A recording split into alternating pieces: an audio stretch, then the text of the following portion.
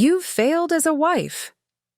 Margaret Blackwood's words cut through the elegant dining room, silencing all conversation.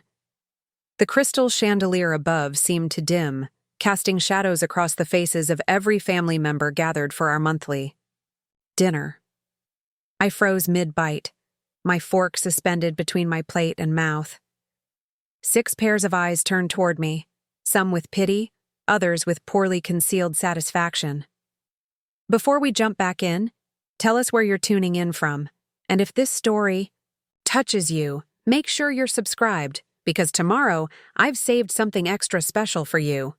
Mother, please. My husband Andrew shifted uncomfortably beside me, his hand briefly touching mine before retreating. That fleeting gesture, once warm with solidarity, now felt obligatory. A performance for the audience rather than genuine support. Margaret continued, as if he hadn't spoken, her gaze fixed on me. 4 years of marriage and not even a hint of a grandchild. What exactly are you contributing to the Blackwood legacy, Eliza? The Blackwood family dinner parties had always been an exercise in endurance. 3 hours of subtle criticisms thinly veiled as concern. But tonight's attack lacked even the pretense of propriety. 4 failed IVF treatments had apparently exhausted my mother-in-law's patience. "We're trying, Margaret." My voice came out steadier than I felt. "These things take time." Time? Richard Blackwood, my father-in-law, scoffed from the head of the table. The CEO of Blackwood Pharmaceuticals rarely engaged in these exchanges, preferring to let his wife handle family matters while he built their empire. Tonight was different. Andrew's cousin Charlotte had twins within 2 years of marriage. His sister Rebecca is expecting her third. The problem isn't time, Eliza, it's you. I placed my silverware down carefully, the gentle click against fine china masking the trembling in my fingers. The magnificent dining room of the Blackwood estate, with its oil paintings of stern ancestors and antique furniture worth more than my parents' house, suddenly felt suffocating. Preparing and narrating this story took us a lot of time, so if you are enjoying it, like this video, it means a lot to us. Now back to the story. "The doctors haven't found any specific issues," I said, my biology degree suddenly useless against their certainty. "Sometimes these things are complicated." "Or perhaps the issue is quite simple," Margaret said, swirling her wine with manicured precision.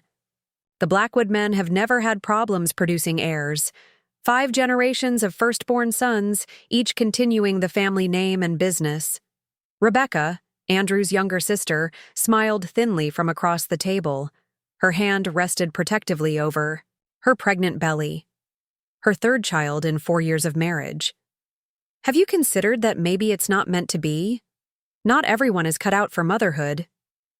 The implied message hung in the air. Not everyone deserves to be a Blackwood. I looked to Andrew, waiting for him to defend me. 3 years ago, he would have immediately shut down this conversation. 2 years ago, he would have suggested we leave.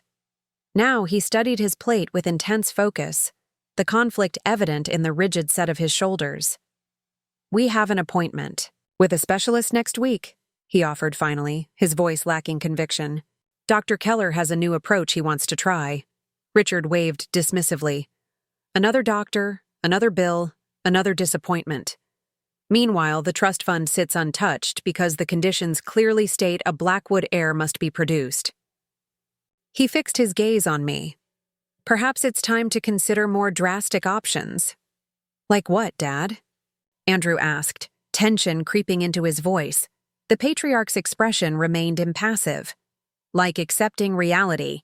The Blackwood Pharmaceuticals board meeting is next month.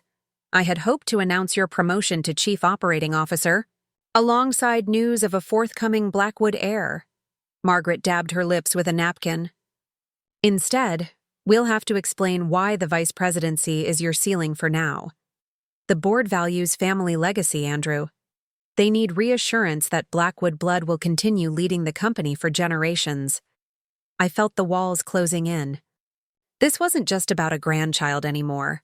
It was about Andrew's career, the family legacy, and my perceived failure at fulfilling my unspoken contract as a Blackwood wife.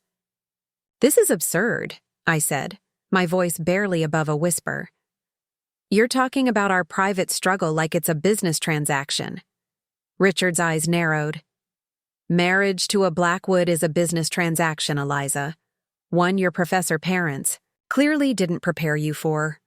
We welcomed you despite your lack of connections or fortune because Andrew insisted you were brilliant, that your research background would bring value to our pharmaceutical company. And I have," I countered. "My work in the research division has helped develop 2 promising drug candidates. As an employee, yes, adequate." Margaret's smile didn't reach her eyes. "But as the wife of our son, a failure." Andrew finally looked up. "That's enough. Eliza is my wife, and this is our personal matter. Too little, too late." The damage was done. I placed my napkin on the table and stood, my chair scraping against hardwood. "Excuse me," I managed, before walking out, my heels clicking sharply against marble as I crossed the cavernous foyer. Outside, the cool evening air replaced the suffocating tension.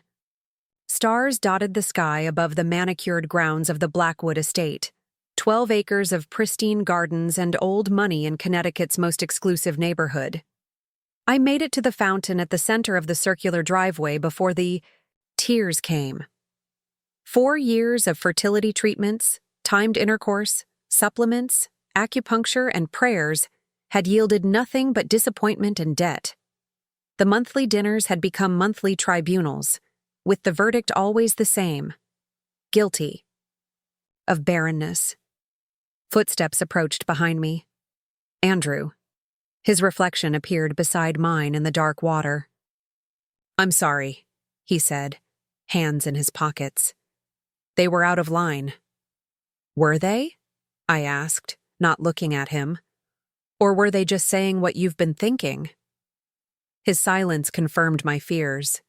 The Andrew I'd fallen in love with during my graduate program, the brilliant, kind man who'd chosen me despite his family's disapproval, was disappearing.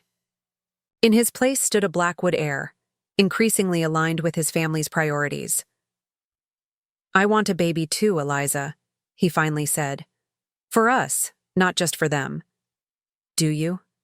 Sometimes I wonder if you want a child or an heir." I turned to face him. "There's a difference, Andrew." He ran a hand through his dark hair, a gesture so familiar it made my heart ache for simpler times. "That's not fair. I've been through everything with you. Every appointment, every disappointment. Physically present, emotionally distant." I wiped away a tear. "When was the last time we talked about anything other than treatments or your parents' expectations?" Before he could answer, the front door opened. Richard Blackwood's imposing silhouette appeared. "Andrew," he called sharply, "the discussion isn't finished." My husband hesitated, caught between worlds. The moment stretched between us, heavy with unspoken words and fading promises. "Go," I said, reaching for my purse. "I'll get an Uber home." "Don't be ridiculous." We drove together, but his eyes kept darting toward the house. "I need space. Go finish your family meeting." I stepped away from him. "I'm clearly not family anyway." His face hardened. "That's not what this is about." "It's exactly what this is about. Your parents have been waiting for an excuse to push me out since the day we met. My empty womb is just convenient justification." Andrew reached for me, but I stepped back. "Eliza? Please?" "Please what? Please keep enduring monthly humiliation? Please understand why you won't stand up to them? Please accept that I'm not enough without producing an heir?" His expression shifted, a flicker of the old, Andrew breaking through. "You're everything to me, with or without a baby." Beautiful words, empty words. "Prove it," I challenged. "Right now, tell your parents we're leaving and that they owe me an apology." The moment stretched between us. I already knew his answer. "It's complicated," he said finally. The company, I echoed. Of course. I walked toward the gate, already ordering my ride. Andrew called after me but didn't follow. Some lines were becoming too difficult for him to cross. Our apartment, though calling a 3,000-square-foot penthouse in downtown Hartford an apartment seemed disingenuous, felt hollow when I arrived home. Despite the curated art pieces and designer furniture, it had never felt like ours. The Blackwood family owned the building, and Margaret had insisted on decorating our space appropriately, leaving little room for my preferences. I kicked off my heels in the marble foyer and headed straight for the bathroom, peeling off the designer dress I'd worn specifically to impress my in-laws. Another failed effort in a long line of them. The hot shower didn't wash away the evening's humiliation, but it at least loosened the knot in my chest enough to breathe. Wrapped in a robe, I padded to the kitchen and poured a glass of wine, then curled up on the window seat overlooking the city. When my phone rang, I expected Andrew. Instead, my sister Kate's name flashed on the screen. "Let me guess," she said, when I answered. "The Blackwood Inquisition struck again?" I laughed despite myself. "How did you know?" "It's the third Friday of the month. I've had it marked as Eliza Torture Day in my calendar for years." Kate had never hidden her dislike for the Blackwoods. As my older sister and fiercest protector, she viewed my marriage to Andrew with skepticism from the beginning. "They've escalated from subtle jabs to outright accusations," I admitted. "Apparently, I'm single-handedly destroying the mighty Blackwood bloodline." "Funny how it's always the woman's fault," Kate scoffed, as if Andrew's sperm couldn't possibly be the problem. "We've both been tested extensively, nothing conclusive either way, which means it could be either of you, both of you, or just bad luck." Kate paused. "Have you considered that maybe this is a sign? That the universe is protecting you from being permanently tied to that family?" I sighed, watching the city lights flicker like earthbound stars. "I love him, Kate." "The question is whether you love who he is now or who he was when you met him. People change, Lizzie, usually to match their surroundings." Before I could respond, I heard the front door open. Andrew was home. "I need to go," I told Kate. "He's back." "Stand your ground," my sister advised. "You deserve better than to be their scapegoat." I ended the call as Andrew appeared in the doorway. His tie was loosened, his expression unreadable. For a moment, we simply looked at each other, the distance between us measured in more than feet. "They want us to see a different fertility specialist," he said finally. "Dad's golf partner recommended someone in New York. Apparently, he specializes in difficult cases." I laughed hollowly. "Is that their solution? Another doctor?" "They're trying to help, Eliza." "No, they're trying to fix a problem. I'm the problem." I turned to look out the window again. What happens if no doctor can help us? If I'm simply unable to have children? Will you divorce me and find a more fertile wife? Andrew crossed the room and knelt beside the window seat. "That's not fair." "I've never said anything like that." "You haven't had to. Your parents say it enough for both of you." He took my hands in his. "I love you, not your ability to have children." "Then why didn't you defend me tonight? Why do you let them treat me like this month after month?" Andrew looked away. "It's complicated. The family business..." "Stop hiding. Behind Blackwood Pharmaceuticals." I pulled my hands away. "Your father is using your career as leverage to control our marriage. Can't you see that? He's concerned about the future of the company, the family legacy. And what about our legacy? Our marriage? Does that matter at all?" Andrew stood and paced the room. "Of course it matters. But you knew who I was when you married me. The responsibilities that came with my name. I married a man, not a dynasty." I set down my wine glass. When did producing an heir become more important than our happiness? A muscle worked in his jaw. "That's not fair. I want a family with you because I love you, not just because of my name." "Then prove it. Tell your parents to back off. Put our marriage first. Andrew ran a hand through his hair. I have responsibilities, Eliza. To my family, to the company, and to me? I stood, tightening my robe. Where do I fall on that list of responsibilities? He reached for me. You know how much you mean to me. I stepped back. Do I? Because tonight, when your parents called me a failure, when they suggested replacing me, you sat there in silence. I told them to stop, after they'd already said everything they wanted to say. I shook my head.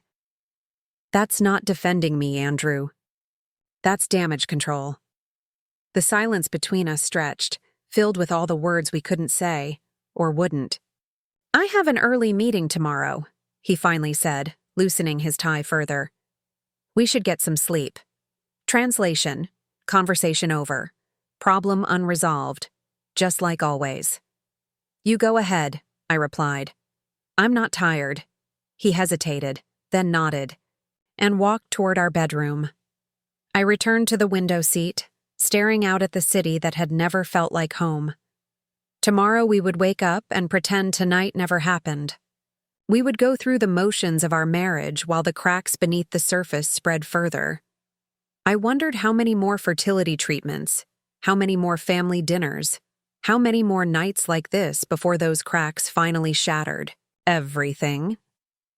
The Blackwood Pharmaceuticals research building gleamed in the morning sunlight, a 12-story testament to wealth and scientific advancement. As I swiped my keycard at the entrance, I tried to leave last night's argument at home, focusing instead on the research waiting for me.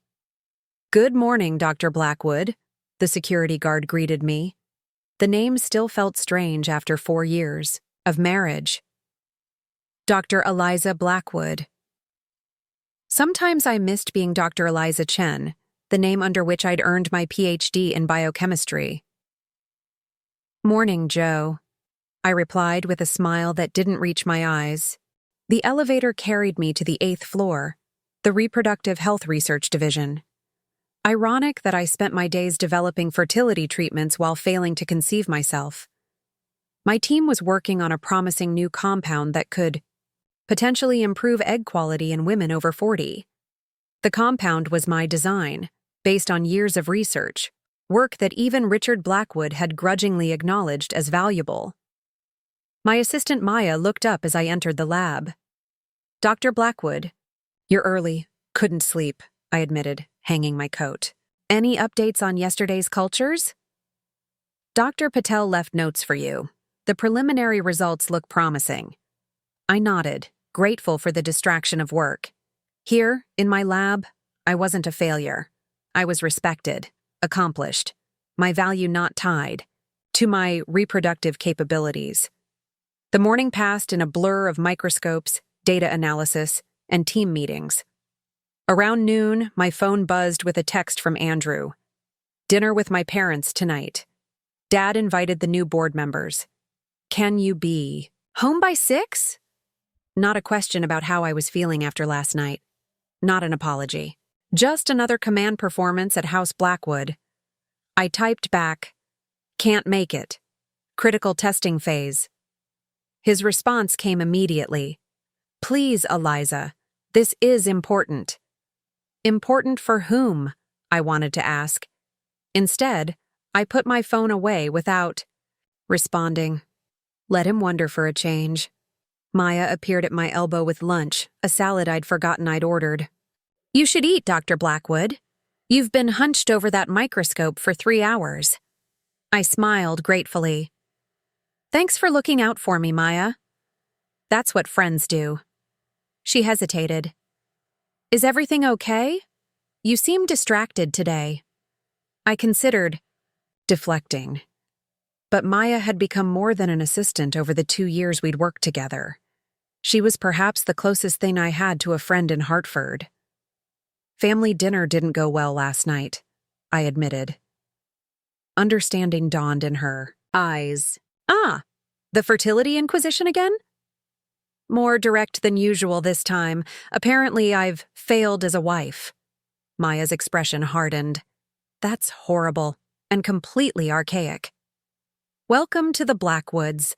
Sometimes I think I married into the Victorian era. What does Andrew say about all this?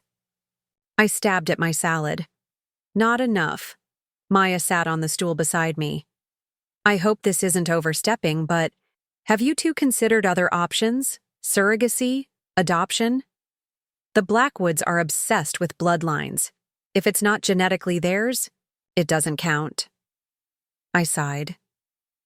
Besides, our issue seems to be implantation failure, not egg quality or sperm count. The embryos simply don't take. That's so frustrating. Maya squeezed my arm. But you know it doesn't make you any less of a person or a wife, right? Before I could respond, my office phone rang. Maya glanced at the caller ID. It's the fertility clinic, she said, surprise in her voice. I frowned. We weren't scheduled for any follow-up appointments this week. Dr. Eliza Blackwood speaking. Dr. Blackwood, this is Samantha from Dr. Keller's office. The doctor asked me to call you personally. Her voice had an odd quality I couldn't place. We've received your latest test results, and Dr. Keller would like to see you and your husband as soon as possible. My heart stuttered. Urgent meetings with fertility specialists rarely brought good news. Is something wrong? I asked, professional calm masking rising panic. The doctor prefers to discuss the results in person. Would tomorrow morning at 9 a.m. work for you both? I agreed automatically, my mind racing through possibilities, none of them good. Had they found something they'd missed before? Some genetic incompatibility or underlying condition that meant we'd never conceive? After hanging up, I sat motionless, the salad forgotten. Bad news? Maya asked gently. I don't know, I admitted. But they never rush appointments unless something significant has changed. I texted Andrew immediately. Fertility clinic called. Dr. Keller wants to see us tomorrow morning at 9. Sounds important. His response came faster than I expected. I'll clear my schedule. Should I be worried? 4 years of disappointment had taught us both to expect the worst. I don't know. The nurse wouldn't say. The rest of the afternoon passed in a fog. I went through the motions of my work, but my mind kept returning to the call. By the time I left the lab, I'd constructed a dozen scenarios, each more devastating than the last. Andrew was already home when I arrived, pacing our living room with uncharacteristic nervous energy. I called Dr. Keller's office, he said without preamble. They wouldn't tell me anything. I set down my bag. That's standard protocol, patient privacy. You're my wife. We're in this together. I raised an eyebrow. Are we? Because last night suggested otherwise. He sighed, running a hand through his hair. Can we not do this now? I'm worried about tomorrow. I've been worried for 4 years, Andrew, about treatments, about your parents, about us. Where has your concern been? He looked at me then, really looked at me, perhaps for the first time in months. I know I've been distant. The pressure from my father, the company, the board position. It's not an excuse. I should have been more present. The apology, however inadequate, deflated some of my anger. I'm scared about tomorrow, I admitted. What if they've found something definitively wrong? Something that means we'll never have children? Andrew crossed the room and pulled me into his arms.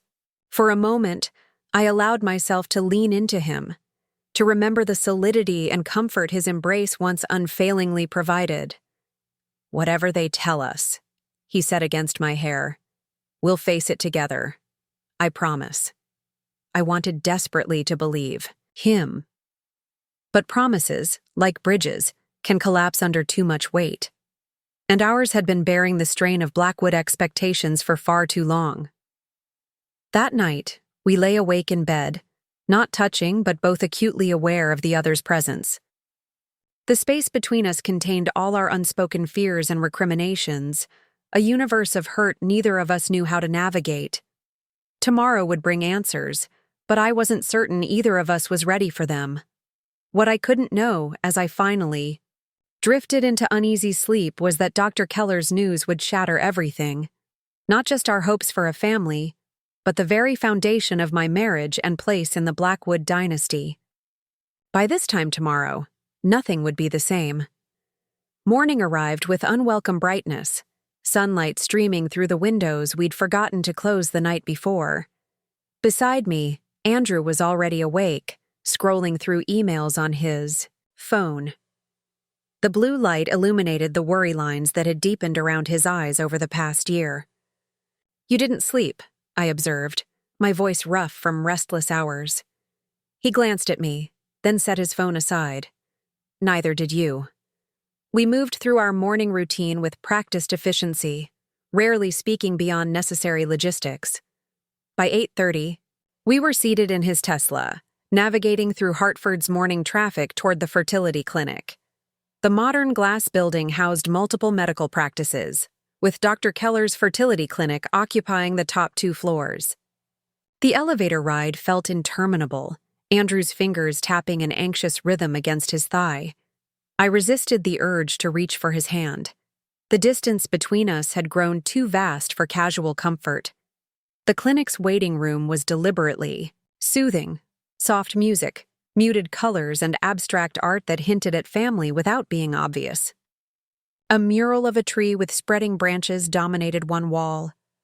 I'd spent countless hours staring at that tree during our many visits, imagining our names inscribed on those empty branches.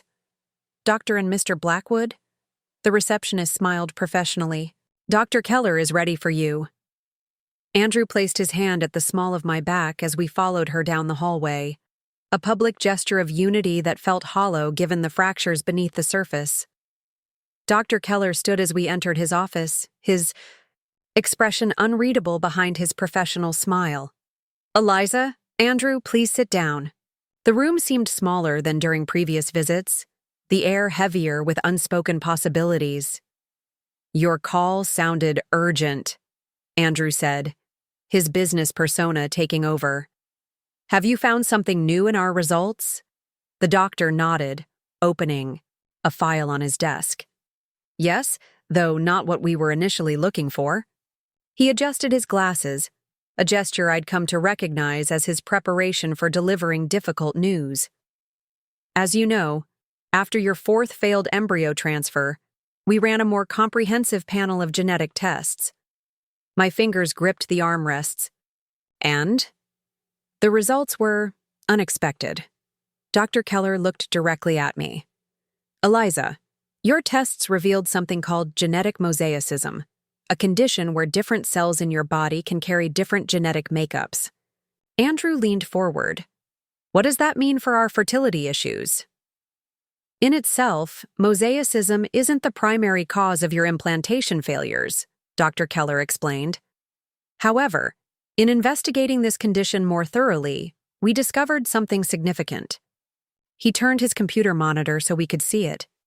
"These are the results of your genetic compatibility tests from last year. At the time, they showed normal compatibility between you two as a couple." I nodded, remembering those tests, looking for hidden genetic incompatibilities that might explain our struggles. When we ran the new detailed panel, something anomalous appeared. Dr. Keller clicked to a new screen filled with data I immediately recognized as genetic markers. "The genetic similarities between you two are concerning." "Similarities?" Andrew's voice held confusion. "How is that possible? We're not related." Dr. Keller's expression grew grave. "According to these results, you share enough genetic markers to indicate a biological relationship, specifically, a half-sibling relationship." The words hung in the air, incomprehensible. "That's impossible," I said automatically. "There must be a mistake." "We ran the tests 3 times," Dr. Keller replied gently. The results were consistent. Andrew stood abruptly, his chair scraping against the floor. "This is absurd. My parents have been married for 40 years. My father would never—" "It's not your father," Dr. Keller interrupted, his eyes on me. "Eliza, the genetic patterns suggest that you and Andrew share the same biological father, The room tilted. Static filled my ears. I gripped the edge of the desk, certain I'd misheard. "That's not possible," I whispered. "My father died when I was 12. A heart attack." I scattered his ashes with my mother and sister. Dr. Keller's expression softened. "The man who raised you may not have been your biological father." Andrew paced the small office, his breathing ragged. "This can't be right. There has to be another explanation." "I understand this is shocking," Dr. Keller said, "but it explains your fertility struggles. Close biological relatives have difficulty conceiving together due to genetic similarities. Your body has been rejecting the embryos precisely because they're genetically problematic." My mind raced through possibilities, each more impossible than the last. My mother had been devoted to my father. There had never been any hint, any suggestion. "I need to call my mother," I said, my voice sounding distant to my own ears. Andrew stopped pacing. "And I need to speak with my father, immediately." Dr. Keller nodded gravely. "I've prepared referrals to genetic counselors who can help you process this information. I also want to emphasize that everything discussed here is strictly confidential." We left the clinic in a daze, neither speaking until we reached the car. "This can't be true," Andrew said, his knuckles white on the steering wheel. "It's some kind of mix-up." I stared out the window, my world collapsing and reforming around this impossible revelation. 4 years of trying to have a baby with my half-brother, I whispered. "No wonder it never worked." Andrew flinched. "Don't say that. We don't know anything for certain."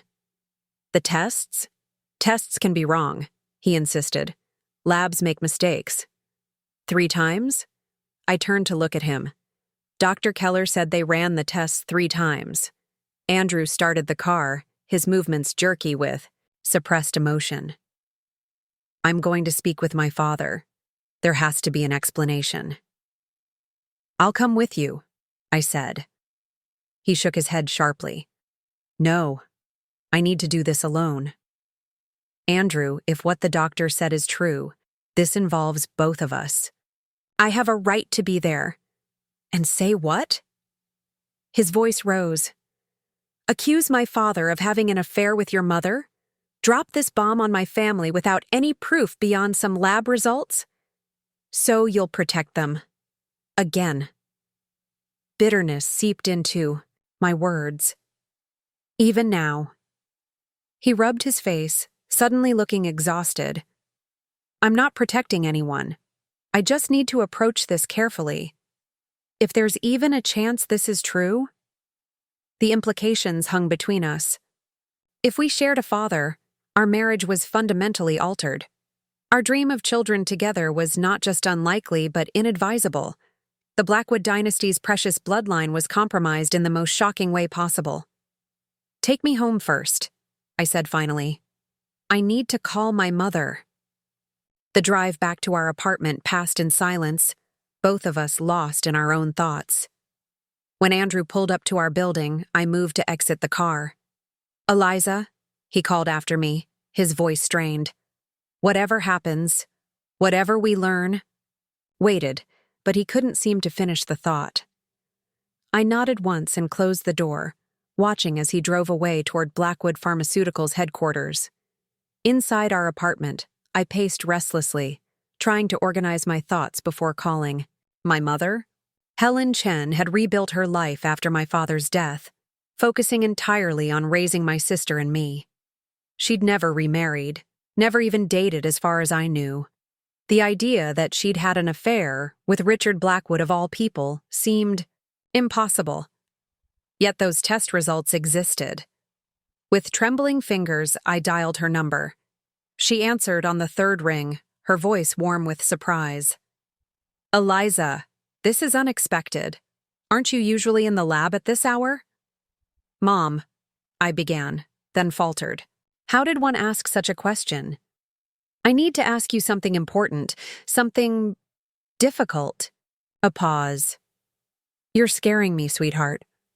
"What's wrong?" I took a deep breath. Did you know Richard Blackwood before I married Andrew? The silence that followed lasted so long I thought we'd lost the connection. Mom? Why are you asking this? Her voice had changed, grown cautious. Please just answer the question. Another lengthy pause.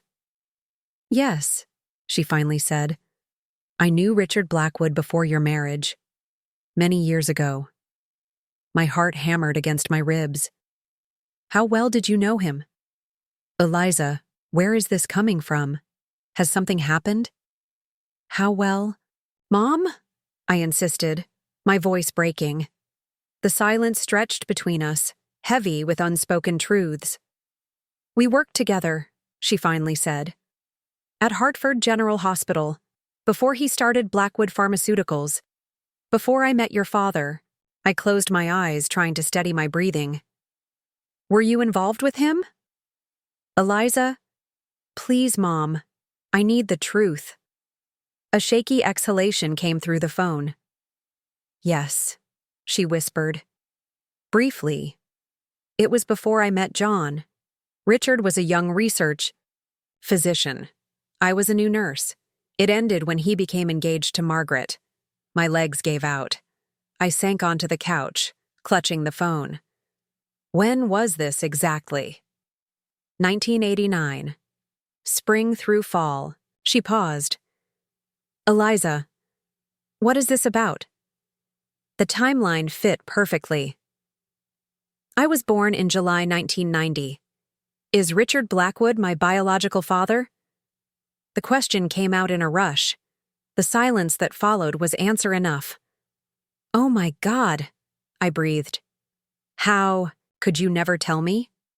Because it wasn't relevant, my mother replied, her voice suddenly stronger.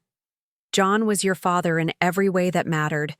He loved you from the moment he met me, pregnant and alone. He chose you, Eliza. Biology didn't matter to him?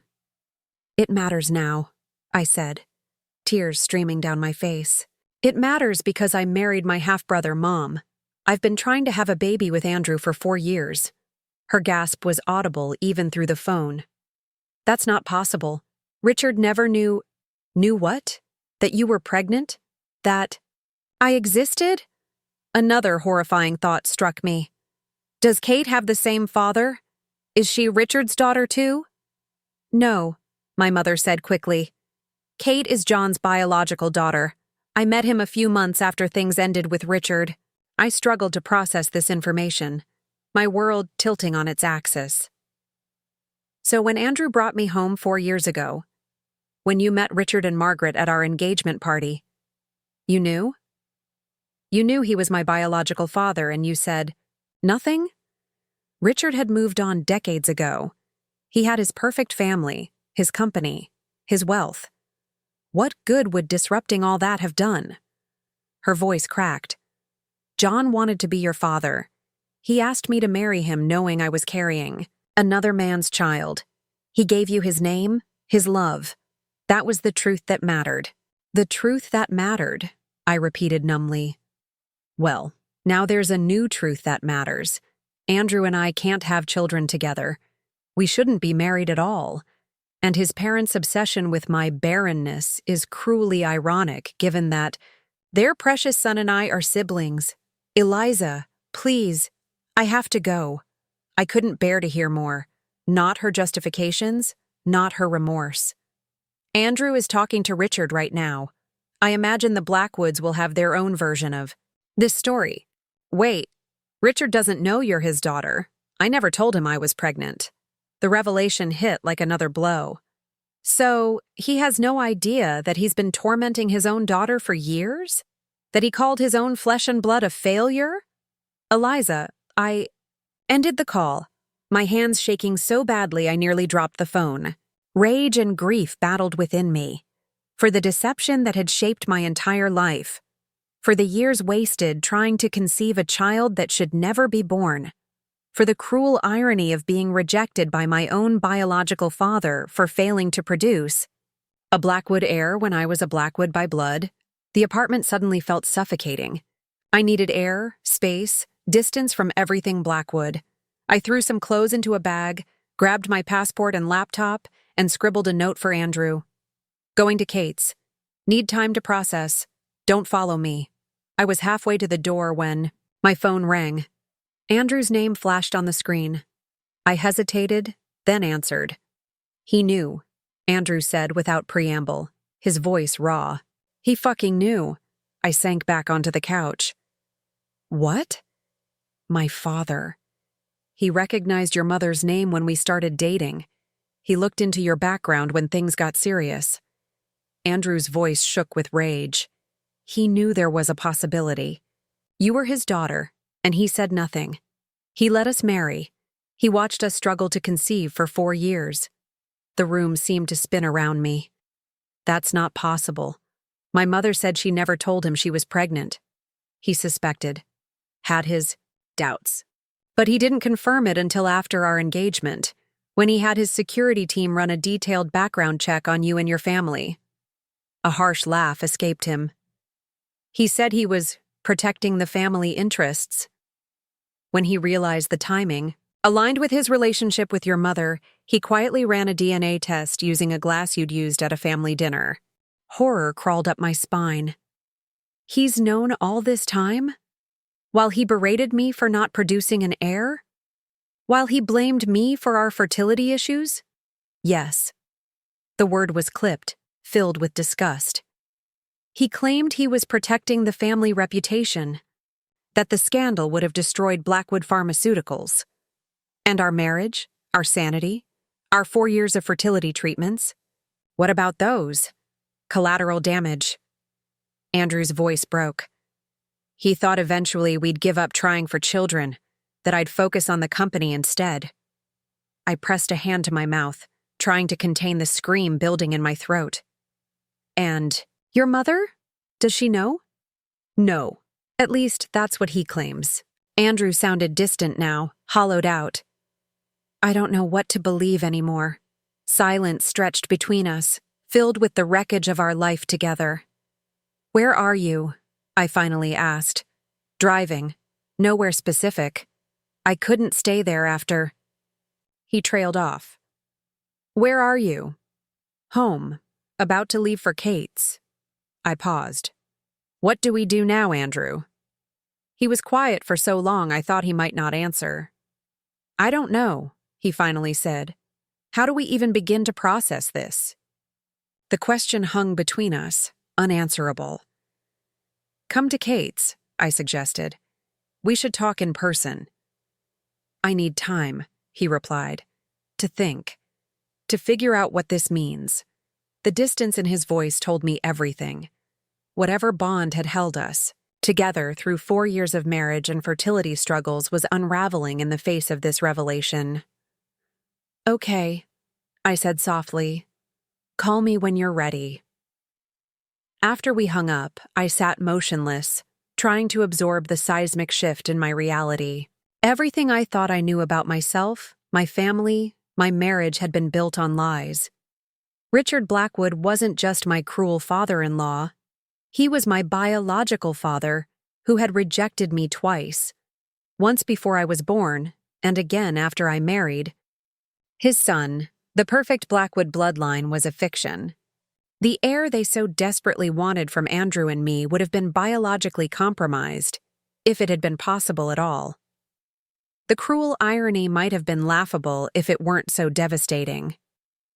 My phone buzzed with a text from Kate. Are you okay? Mom just called me crying. I stared at the message, unsure how to respond. How could I possibly explain that our family history had been rewritten in a single morning? That the father she remembered and the father I remembered were 2 different men? Coming to stay with you for a few days. I typed back. We'll explain when I get there. As I gathered my things to leave, I caught my reflection in the mirror, searching my features for traces of Richard Blackwood. Had he done the same when we first met? Had he recognized himself in my face and chosen to say nothing, to let his son marry his daughter? The thought made me physically ill. I left the apartment without a backward glance, uncertain if I would ever return. The life I had built with Andrew Blackwood had been constructed on quicksand, and now we were both being swallowed by the truth. In the taxi headed to Kate's apartment, I watched Hartford's skyline recede in the distance. Somewhere in that city, Andrew was driving aimlessly, processing the same devastating reality. Somewhere, Richard Blackwood was likely calculating his next move to protect his precious company from scandal. And somewhere, my mother was facing the consequences of a secret kept for 35 years. The Blackwoods had disowned me for being barren. The cruel twist of fate was that I was a Blackwood all along, and that was precisely why I could never give them their precious heir. Kate's apartment in Boston's Back Bay neighborhood was everything my Hartford penthouse wasn't: warm, cluttered, and unabashedly personal. Books stacked haphazardly on coffee tables, colorful throw pillows tossed across mismatched furniture, and walls covered with framed photographs chronicling our family's history. History that was now revealed to be a carefully crafted fiction. "Jesus, Lizzie," Kate said for perhaps the 10th time since I'd arrived and explained everything. "This is insane? Horrifying? Like a bad soap opera?" I supplied, curled in the corner of her couch with a mostly untouched glass of wine. July had fallen hours ago, but neither of us had bothered to turn on more than a single lamp. "All of the above." She shook her head, still processing. "And Mom knew all this time. She looked Richard Blackwood in the eye at your wedding and said nothing." I stared out Kate's window at the Boston skyline. "She claims she was protecting Dad's memory. That biology didn't matter because he chose to be my father." "While I understand that sentiment," Kate said carefully, "she still let you marry your half-brother. There were 1,000 opportunities to tell you the truth before it came to this. Like when Andrew first mentioned his last name while we were dating, or when he introduced me to his parents, or before our engagement, or any time during 4 years of marriage and fertility treatments." Bitterness seeped into my voice. Instead, I had to learn from a fertility doctor that I've been trying to have a baby with my own brother. Kate winced. "Have you spoken to Andrew since you got here?" "He's texted. Brief updates. He's staying at a hotel, not at our apartment or his parents' house." I scrolled through the messages. "He says he needs space to think." "And what do you need?" The question caught me off guard. For years, my needs had been secondary, to Andrew's career, to the Blackwood legacy, to our desperate quest for a child. Now, faced with the ruins of my marriage and identity, I hardly knew how to answer.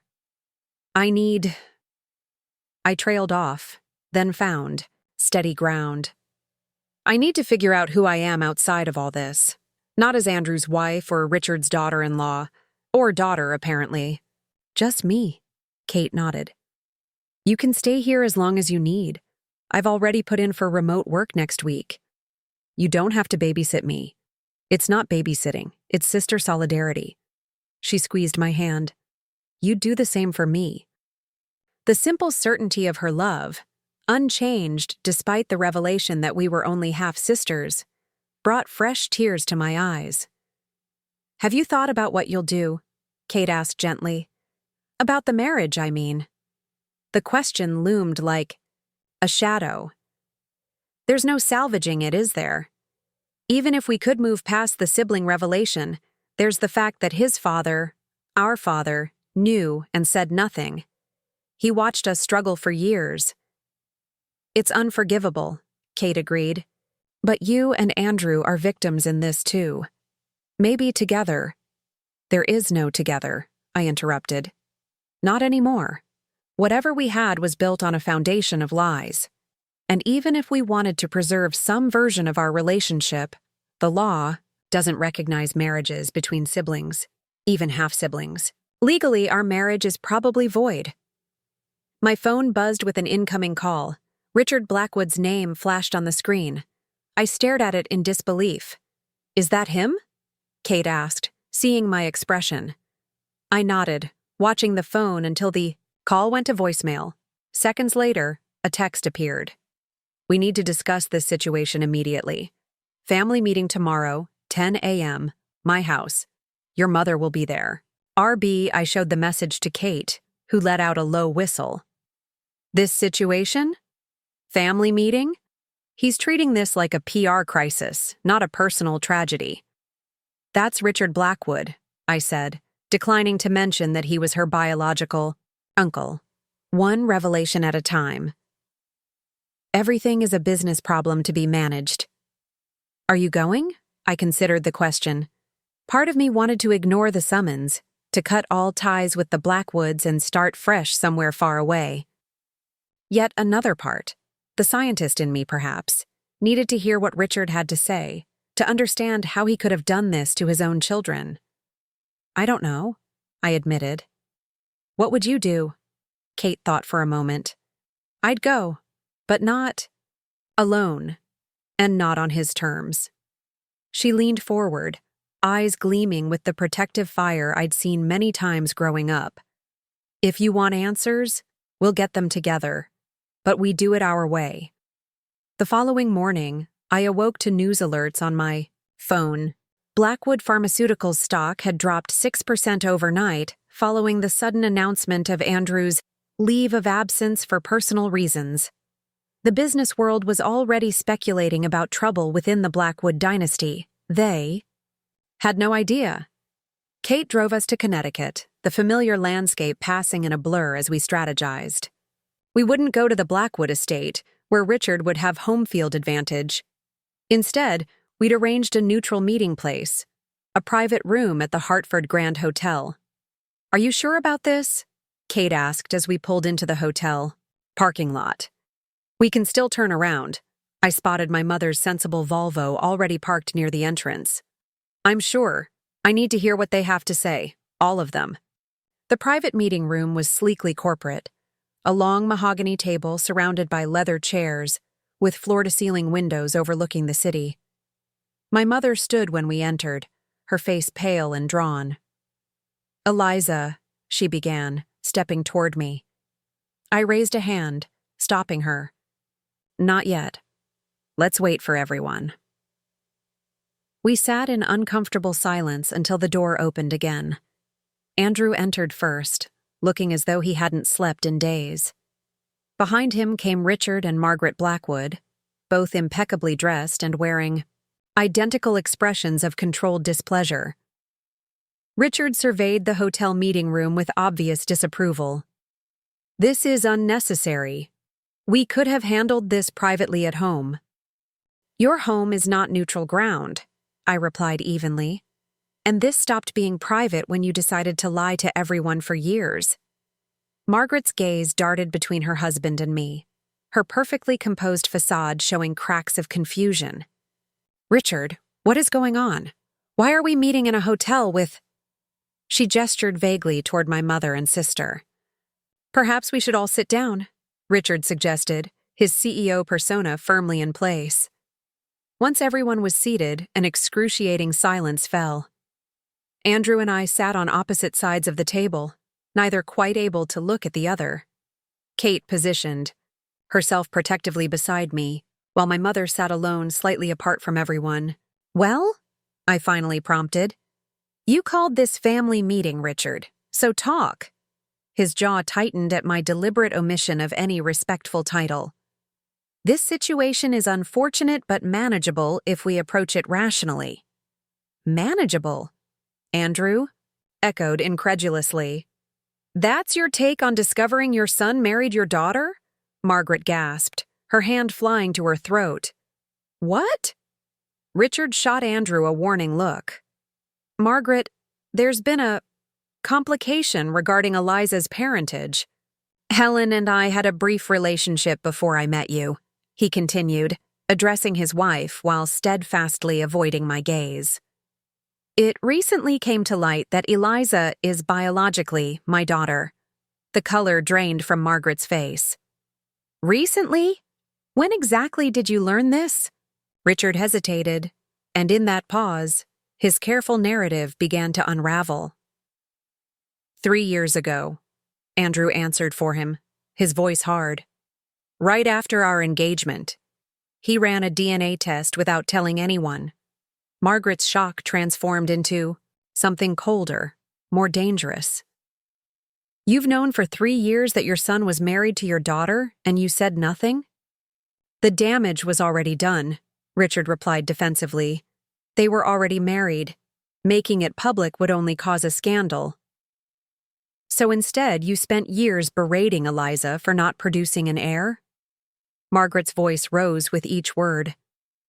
Knowing full well why they couldn't conceive, knowing it was your blood, your genetics preventing it?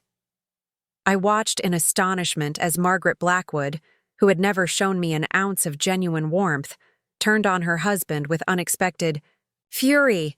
I was protecting our family name, Richard insisted. The company? Margaret's laugh was brittle. You let our son marry his sister to protect Blackwood Pharmaceuticals? You watched them suffer through fertility treatments for years to avoid a scandal? It's exactly what happened, I interrupted, finding my voice. But what I want to know is why. Why, when you suspected I might be your daughter, did you allow the relationship to continue at all? Why not simply tell Andrew to break things off? Richard's gaze finally met mine, the same green eyes I saw in the mirror every day.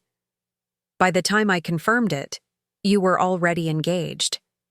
Andrew was infatuated. Breaking you up would have raised questions I wasn't prepared to answer. So you sacrificed your children's happiness to protect yourself, Kate summarized bluntly. Andrew slammed his hand on the table. Do you have any idea what you've done? The years we've lost? The pain you've caused? Richard's composure finally cracked. What would you have had me do? Tell everyone that I fathered a child with another woman while engaged to your mother?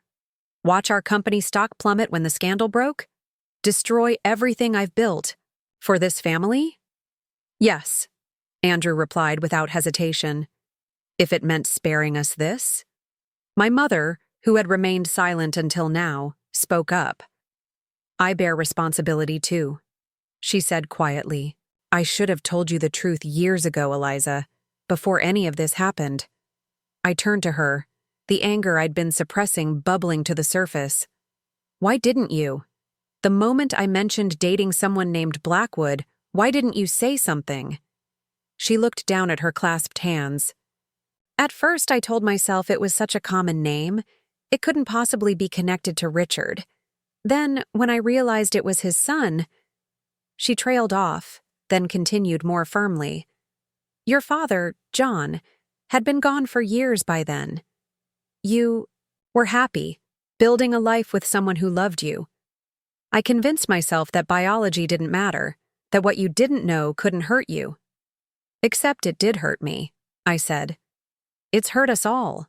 Margaret suddenly stood, smoothing her impeccable blazer with trembling hands. I need some air. This is... She didn't finish the sentence, just walked out without another word. Richard moved to follow her, but Andrew blocked his path. Let her go.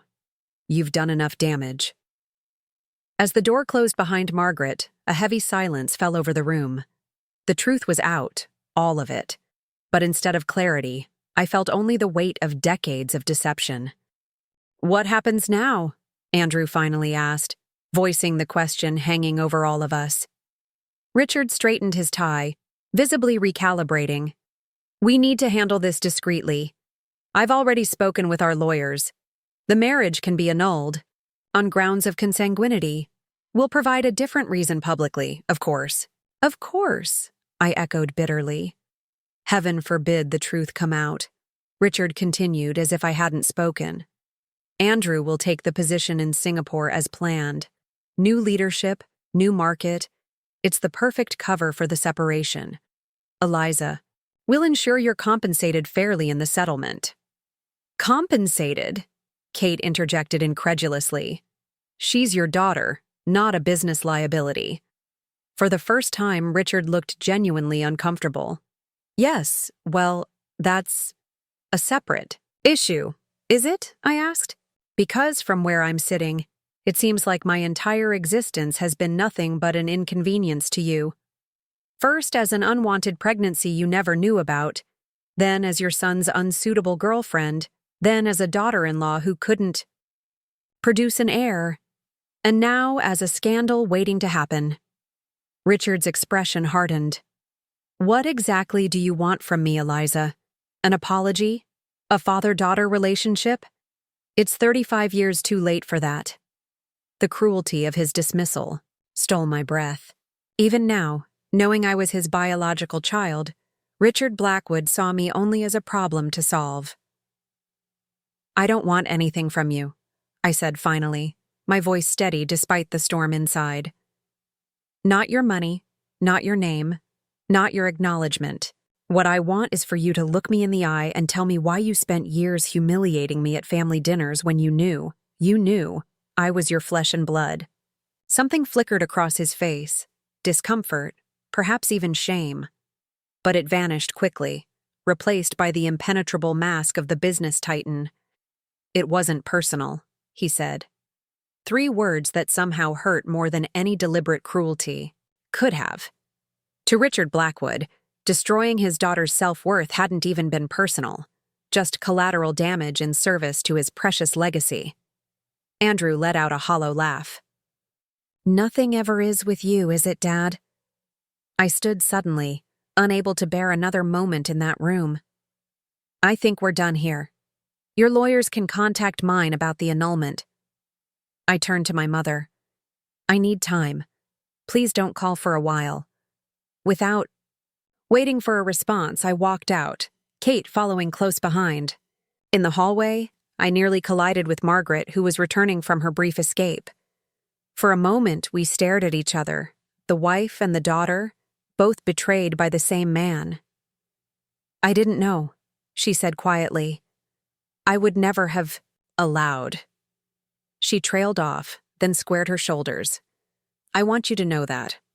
The simple acknowledgement, so different from Richard's cold calculation, brought unexpected tears to my eyes. I nodded once, unable to speak, and continued toward the elevator. Outside, the spring sunshine felt like a mockery of the darkness we'd just left behind. I breathed deeply, trying to center myself. What now? Kate asked gently. Now I rebuild, I said, surprising myself with the certainty in my voice. Starting with my career. The next morning, I submitted my resignation to Blackwood Pharmaceuticals. By afternoon, the Human Resources Department had arranged for my personal items to be packed and delivered to Kate's Boston apartment. They also sent a separation agreement offering 12-month salary and benefits in exchange for my silence about the circumstances of my departure. I signed it without negotiation. Money meant freedom, and freedom was what I needed most. Andrew texted once.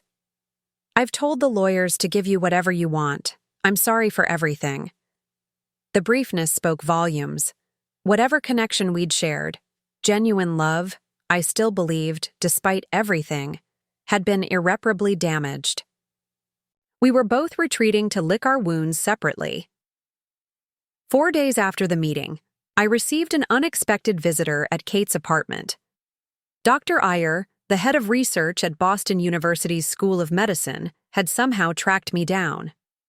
Your work on egg quality enhancement is remarkable, she said after Kate showed her in. I've been following it since your paper in the Journal of Reproductive Medicine last year. I blinked in surprise. Thank you, but I'm not sure why. I understand. You're leaving Blackwood Pharmaceuticals, she continued.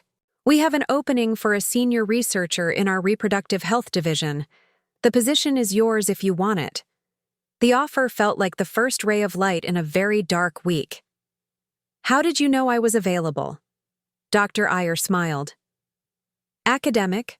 Circles are small. Word travels. She handed me her card. Think about it. We'd be lucky to have you.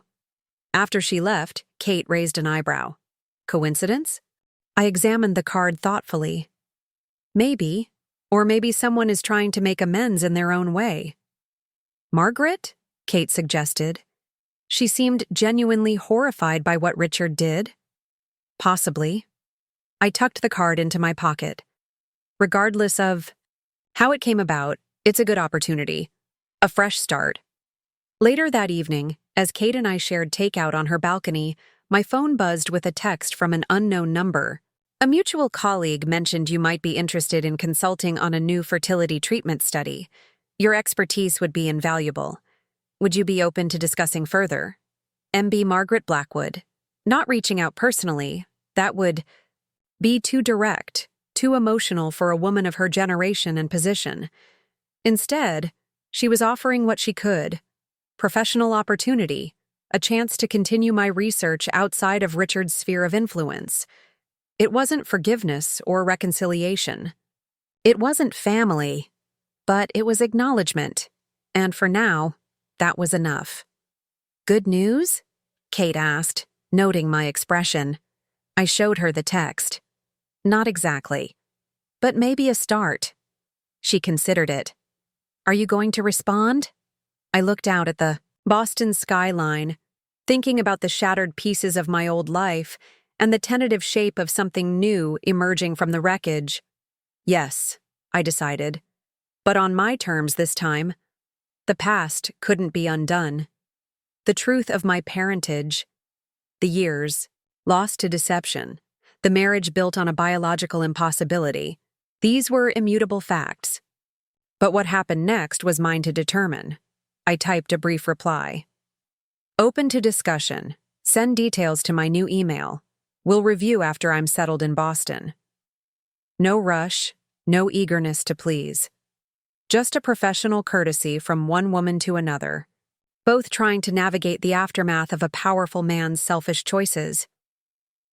As I set down my phone, a strange sense of peace settled over me.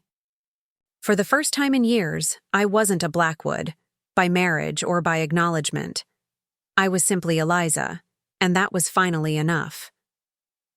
Boston in autumn painted the city in fiery hues of red and gold. From my new office window at Boston University's Medical Research Center, I watched leaves dance across the quad, carried by crisp October winds. 6 months had passed since the revelation that had shattered my life in Hartford. 6 months of rebuilding, of reclaiming myself piece by piece. My phone buzzed with a text from Dr. Margaret Blackwood, no longer my mother-in-law, but now a professional connection who had never once acknowledged our former relationship or biological connection. Results from Singapore trial promising. Sending data. Your input valued. MB. Her messages were always like this: clipped, professional, focused solely on the fertility research we were now collaboratively advancing from opposite sides of the world. Never personal, never acknowledging the elephant that perpetually occupied our virtual room. Yet the regular communication itself spoke volumes about her determination to maintain some connection. We'll review this afternoon, I replied, equally professional. The annulment had been finalized 3 months ago, dissolving a marriage that legally should never have existed. Andrew remained in Singapore, throwing himself into expanding Blackwood, Pharmaceuticals' Asian market presence. We hadn't spoken directly since that awful meeting in Hartford. Sometimes I wondered if he found the silence as deafening as I did. A knock at my office door pulled me from my thoughts. Dr. Chen, your 1 o'clock is here, my research assistant announced. I'd reclaimed my maiden name immediately after the annulment, a small but significant step in reclaiming my identity. Dr. Eliza Chen, not Blackwood, never Blackwood. Send. Them in, please. Maya, my former assistant from Hartford, entered with a tentative smile. She'd been collateral damage in my departure from Blackwood Pharmaceuticals, too closely associated with me to remain after my abrupt resignation. The lab looks amazing, she said, glancing around at the state-of-the-art equipment. Much better than the Hartford facility. Boston University has been generous with funding, I acknowledged, gesturing for her to sit. How was your trip? Fine. The train was on time for once. She fidgeted with the strap of her bag. Thank you for meeting with me. I know you must be busy. Never too busy for you, Maya. I smiled genuinely. How's New York treating you? After leaving Blackwood Pharmaceuticals, Maya had secured a position at Columbia University's research division, a move I'd supported with an enthusiastic recommendation letter. It's good. Challenging. The research team is brilliant, but… She hesitated. I miss working with you. The work we were doing on egg quality enhancement was groundbreaking. And it's continuing here, I assured her. In fact, that's why I asked you to come. Boston University is expanding the Reproductive Health Research Division. We're looking for another senior researcher to join the team. Maya's eyes widened. And you thought of me? You're a talented scientist, Maya. Your insight into cellular regeneration was instrumental in our Hartford breakthrough. I handed her a folder. This is the formal offer. Take some time to consider it. She opened the folder, scanning the details. This is very generous. The university values excellence. I didn't mention that I'd lobbied hard for her salary, to exceed industry standard. Maya deserved it, and I was finally in a position to champion other women in science without Blackwood interference. After Maya left, promising to consider the offer, I turned back to my computer. The data from Singapore demanded my attention. A new trial combining my egg quality enhancement compound with Andrew's sperm motility formula. Even separated by continence and personal tragedy, our professional work continued to intertwine in the quest to help others overcome infertility. The irony wasn't lost on me. You need to get out more, Kate declared that evening, barging into my apartment with takeout and determination. 6 months in Boston and you've seen nothing but your lab and this apartment. I've been rebuilding my career, I protested, though I couldn't deny the truth in her assessment. Work had become my sanctuary, my singular focus. You've been hiding, she corrected, unpacking containers of Thai food, which was completely understandable for the first few months. But you've established yourself professionally. Your research is thriving. Maybe it's time to work on the personal side of your life, too. I accepted the plate she handed me. By personal side, you mean dating? I mean living. Kate settled beside me on the couch. Friends, hobbies, maybe dating eventually. When you're ready. The thought of romantic involvement made my stomach clench. I'm not sure I'll ever be ready for that again. Kate's expression softened. What happened with Andrew wasn't your fault. Neither of you knew. It's not just that. I poked at my pad. Thai without appetite. I spent 4 years defining myself by my failure to conceive. Before that, I was defined by my relationship to the Blackwoods. I'm only now figuring out who I am outside of all that. And who is that? Kate asked gently. I considered the question.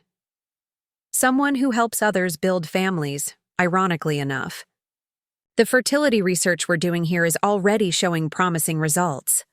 That's what you do, not who you are, Kate persisted. The distinction struck me. Who was I? Beyond my work. The question lingered as our conversation shifted to lighter topics. Kate's latest interior design project, our mother's tentative dating life, the upcoming holiday season. Later, alone in my bedroom, I found myself staring at the divorce decree I'd kept in my nightstand. Annulment of marriage. Eliza Chen and Andrew Blackwood. Grounds. Consanguinity. Family relationship. The clinical terminology couldn't capture the emotional devastation behind it. The dreams destroyed, the truth concealed, the betrayal by those who should have protected us. My phone buzzed with an email notification. Another message from Margaret Blackwood, this time with attachments, research papers, trial data, and a brief note. Thought you might find this case study relevant to your current work. Patient demographic matches your research parameters. Almost missed the personal note at the end, so unusual in our strictly professional communications. Richard suffered a minor heart attack yesterday. Stable now. Thought you should know. I stared at those words, unsure how to feel.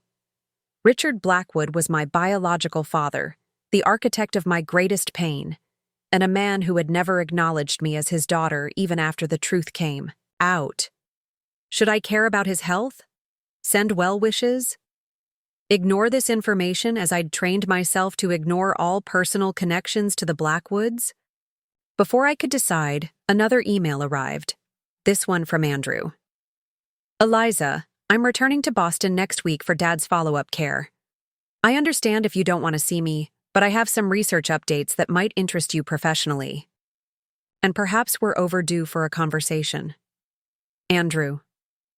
My heart raced as I read and reread those few lines. After 6 months of silence, Andrew wanted to meet. Part of me recoiled at the idea of reopening barely healed wounds. Another part recognized the inevitable. Our professional worlds were too interconnected to avoid each other forever, especially with his return to Boston. What would you do? I whispered to Kate's voice in my head. The answer came with surprising clarity. I would meet him, not as his ex-wife or his half-sister, but as Dr. Eliza Chen, respected researcher and colleague. I would listen to his research updates, maintain professional courtesy, and perhaps find some closure in the process. I typed a brief reply. Welcome to send research details via email. Available for brief meeting at BU Medical Center next Thursday afternoon. Detached, professional, protected.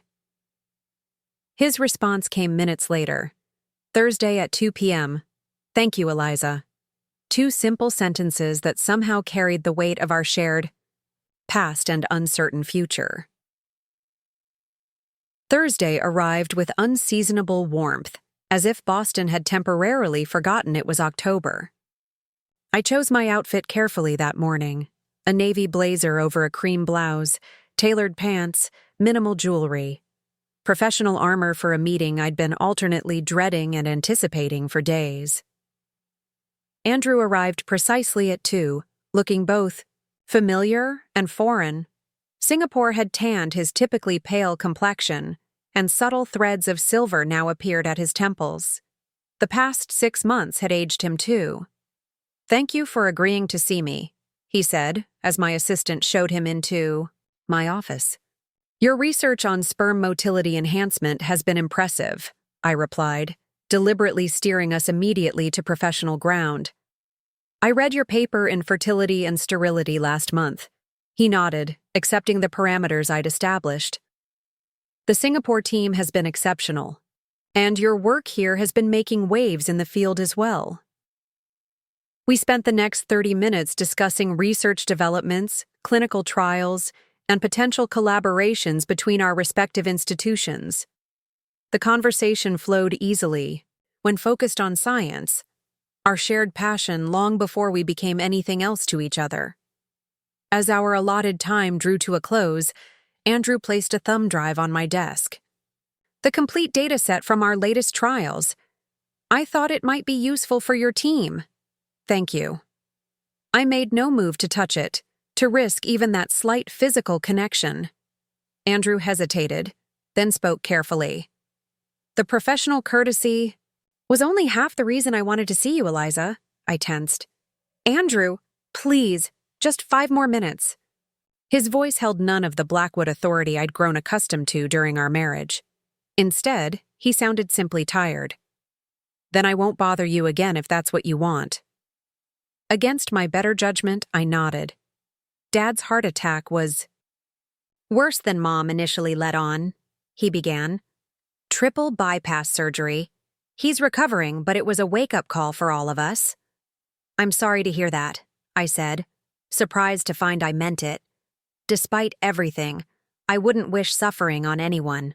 Not even Richard Blackwood. Near-death experiences have a way of clarifying things, Andrew continued. In Dad's case, it seems to have triggered some long-overdue introspection. I raised an eyebrow skeptically. Richard Blackwood? Introspective? A ghost of a smile touched Andrew's lips. I was as surprised as you are. But something's changed. He's been asking about you. The revelation stunned me into silence. Not just asking, Andrew clarified, expressing regret, acknowledging his role in what happened to us. I found my voice. 6 months too late. More like 35 years too late, Andrew agreed. But still, it's something I never thought I'd see. I stood and walked to the window, needing physical distance. Why are you telling me this? What do you expect me to do with this information? Nothing. Everything, I don't know. Andrew ran a hand through his hair, that familiar gesture that once made my heart flutter. I just thought you deserved to know that he regrets what he did, that he acknowledges you as his daughter. Now he acknowledges me? Anger flickered beneath my carefully maintained composure. After watching me struggle for years? After letting us marry? After calling me a failure for not producing his grandchild who would have been… I stopped, the biological implications still too disturbing to voice.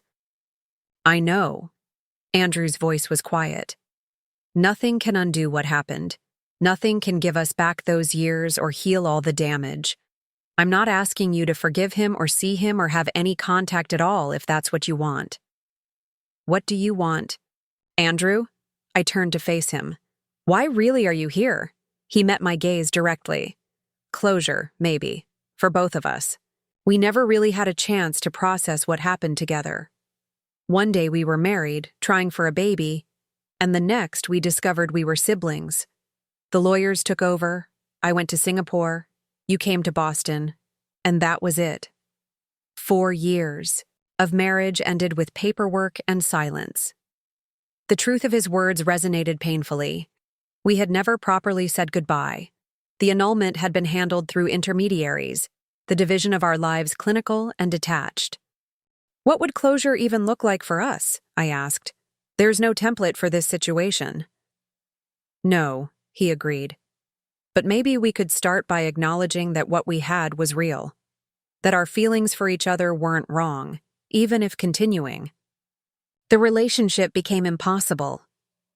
Something tight in my chest loosened at his words. For months, I'd tried to erase the good memories of our marriage, as if they had been contaminated by the revelation of our shared blood.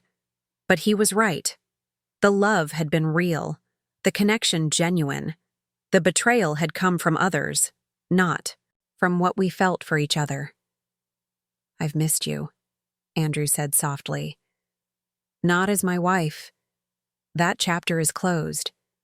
But as my friend, as someone who understood me better than anyone. I blinked back unexpected tears. I've missed you too. A knock at the door interrupted the moment. My assistant poked her head in. Dr. Chen, your 3 o'clock is waiting. I cleared my throat. Thank you, Lisa. I'll be right there. Andrew stood. I should go. Yes. I hesitated, then added, but perhaps we could continue this conversation another time, maybe coffee next week. Hope flickered in his eyes. I'd like that. As he turned to leave, I surprised myself by calling after him. Andrew? Tell your father, tell Richard, that I acknowledge his regret. I can't offer forgiveness yet, but I acknowledge it.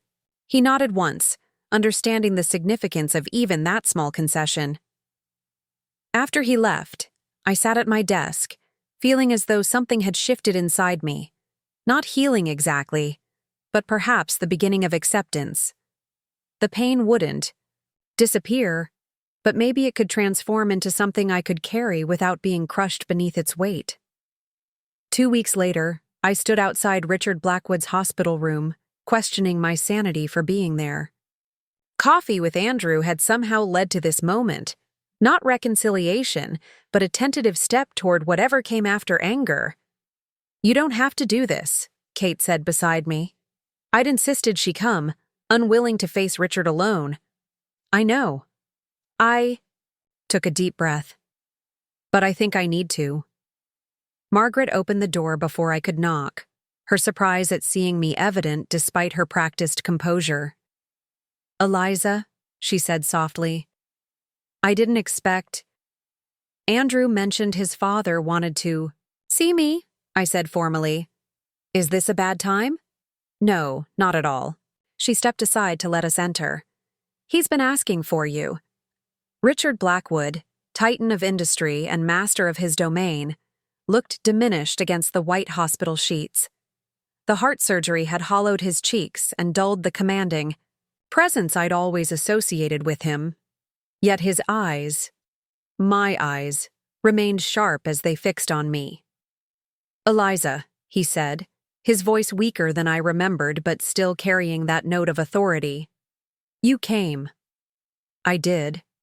I remained standing at the foot of his bed, Kate a solid presence beside me. Richard's gaze flickered to my sister, then back to me. "Could we speak privately?" "Kate stays," I said firmly. "Whatever you have to say, she can hear it." He nodded, accepting this condition. "Fair enough." He paused, seeming to gather his thoughts or perhaps his courage. "I owe you an apology. One I should have offered months ago. Years ago, really." The admission, so long awaited yet still surprising, left me momentarily speechless.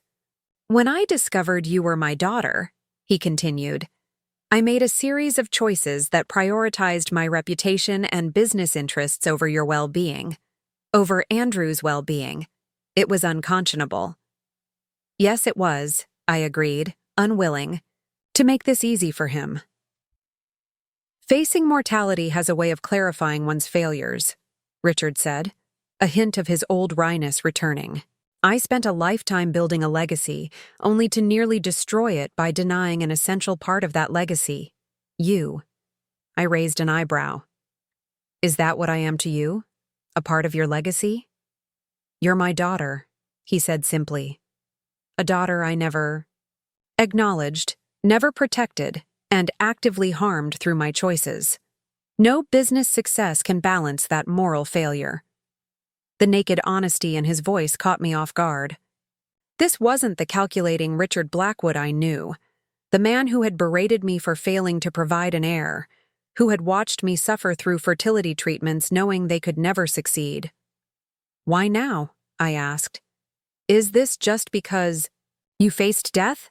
A deathbed attempt to clear your conscience?" "Partly," he admitted, "but also because I've had 6 months to reflect on what I lost through my own arrogance. A daughter, a son in many ways, the respect of my wife." He glanced toward the door where Margaret had discreetly exited. "Some mistakes can't be undone." "Eliza, I know that. I'm not asking for forgiveness I haven't earned." "What are you asking for, then?" "A chance," he said. "Not to be your father. It's far too late for that. But perhaps to know my daughter, in whatever capacity you might allow." I studied him carefully, searching for manipulation or calculation in his expression. Instead, I found only weariness and regret. "I don't know if that's possible," I said honestly. "Too much has happened." "I understand." He nodded, accepting this without protest. "May I ask, are you well? Your research at Boston University, it's proceeding as you hoped?" The simple inquiry about my welfare, so ordinary yet so unprecedented from him, touched something unexpected within me. "Yes," I replied. "My team has made significant progress on the egg quality enhancement protocol. We're entering clinical trials next month." A ghost of a smile crossed his face. "You always were brilliant, far more so than many of the scientists I've employed over the years." "Is that a job offer?" I asked dryly. "Would you accept if it were?" He matched my tone. "No. I didn't think so." He shifted slightly, wincing from the movement. "But perhaps you might consider allowing Blackwood Pharmaceuticals to fund your research. No strings attached, no Blackwood name on the papers. Just financial support for work that could help many people." I considered the offer. 6 months ago, I would have rejected it outright, seeing it as an attempt to control or indebt me. Now, I recognized it for what it was, an olive branch, offered in perhaps the only way Richard Blackwood knew how. "I'll think about it," I said. Finally, relief flickered across his face. That's all I can ask. As Kate and I prepared to leave, Richard spoke again. Eliza, regardless of what you decide about the funding or any future contact, I want you to know something. You were never a failure, as a wife, as a daughter-in-law, or as a woman. The failure was entirely mine. The words, so different from the cutting criticisms he'd delivered at countless family dinners, lodged somewhere deep in my chest, not healing the wounds, but perhaps acknowledging their existence for the first time. Thank you for saying that, I managed. Outside the hospital, Kate squeezed my hand. You okay? I think so. I looked up at the clear autumn sky. Not forgiveness, not yet. But maybe the beginning of something else. Like what?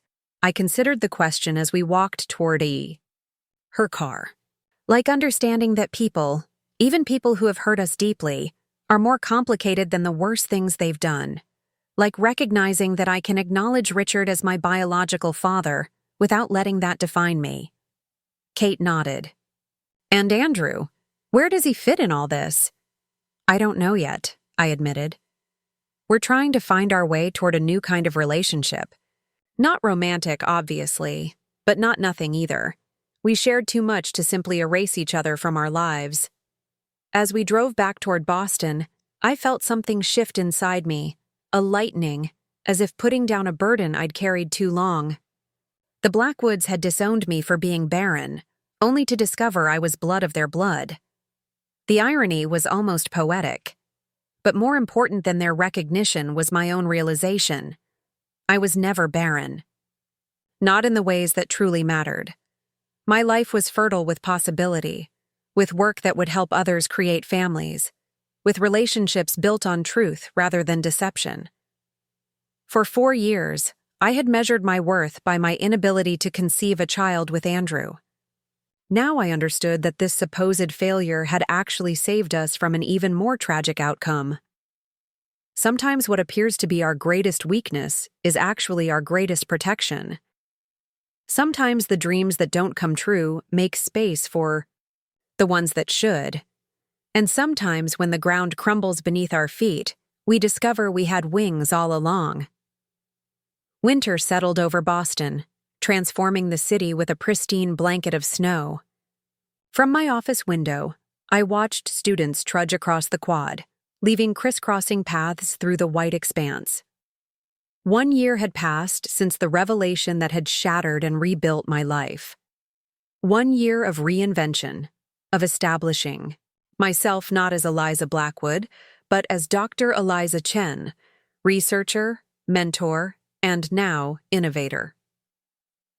The notification on my computer drew my attention back to the screen, where an email from the patent office confirmed receipt of our application.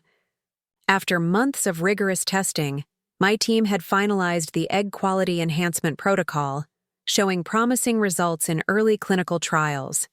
If approved, the treatment could help thousands of women struggling with age-related fertility challenges.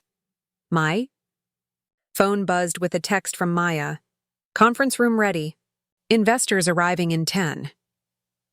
I gathered my presentation materials, smoothing my blazer as I headed down the hallway. Today marked a significant milestone, our first major funding pitch since accepting Richard Blackwood's research grant 6 months ago. The money had come with no strings attached, just as he'd promised. No Blackwood name on our papers, no corporate oversight, simply financial support for work he believed in. The relationship we'd established was tentative and primarily conducted through Margaret, who had become an unexpected ally in navigating the complicated family dynamics. Richard's health had improved, though he'd stepped back from day-to-day operations at Blackwood Pharmaceuticals, appointing Andrew as interim CEO during his recovery. Andrew. The thought of him still evoked a complex swirl of emotions. We'd settled into a careful friendship over the past year, monthly coffee meetings to discuss research and occasionally, cautiously, our lives. The biological reality of our connection couldn't erase the years we'd spent as partners, but it had transformed our relationship into something unique, indefinable by conventional terms. There you are, Maya said, meeting me outside the conference room. The Boston General representatives just arrived. Dr. Iyer is already inside with them. I nodded, centering myself before opening the door. Let's change some lives today. The presentation went smoothly, my confidence growing with each slide. This was the work I was meant to do, not producing an heir for a pharmaceutical dynasty, but creating science that could help people build families on their own terms. Your protocol could revolutionize treatment options for women over 40, Dr. Peterson from Boston General said as the presentation concluded. We'd like to offer our hospital as an additional clinical trial site, pending final approval. We would welcome the collaboration, I replied, exchanging pleased glances with Dr. Iyer. As the meeting dispersed, my phone buzzed with a text from Kate. Don't forget dinner tonight. 7 p.m. Mom's bringing David. I smiled, grateful for the reminder. My mother had been dating David, a kind-hearted literature professor, for several months. Though initial family gatherings had been strained by the weight of revealed secrets, we'd gradually established a new normal, one based on honesty rather than comfortable fictions.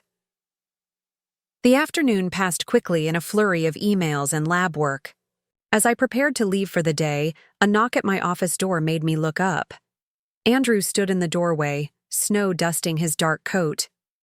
We hadn't scheduled a meeting, and his unexpected appearance sent a ripple of concern through me. Andrew? Is everything okay? Your father? Dad's fine, he assured me quickly. Stubbornly trying to micromanage from home, but physically recovering well. He hesitated. I was hoping to catch you before you left. Do you have a few minutes? I glanced at my watch. I had time before dinner with Kate and my mother. Of course. Come in. Andrew settled into the chair across from my desk, removing his coat. There was a nervousness to his movements that I hadn't seen before. I have news, he said finally. 2 pieces, actually. One professional, one personal.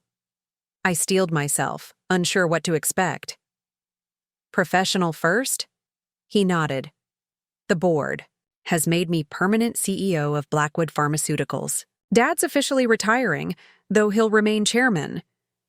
Congratulations, I said sincerely. Despite everything, I knew how hard Andrew had worked for this position. That's a significant achievement. Thank you. He fidgeted slightly. It comes with some changes. I'll be relocating back to Boston permanently. The company is establishing our research headquarters here, closer to the medical and academic community. The news shouldn't have affected me as it did. Andrew had been visiting Boston regularly over the past year. Permanent proximity shouldn't feel so different. Yet something shifted in the air between us. That makes sense strategically, I said, keeping my tone neutral.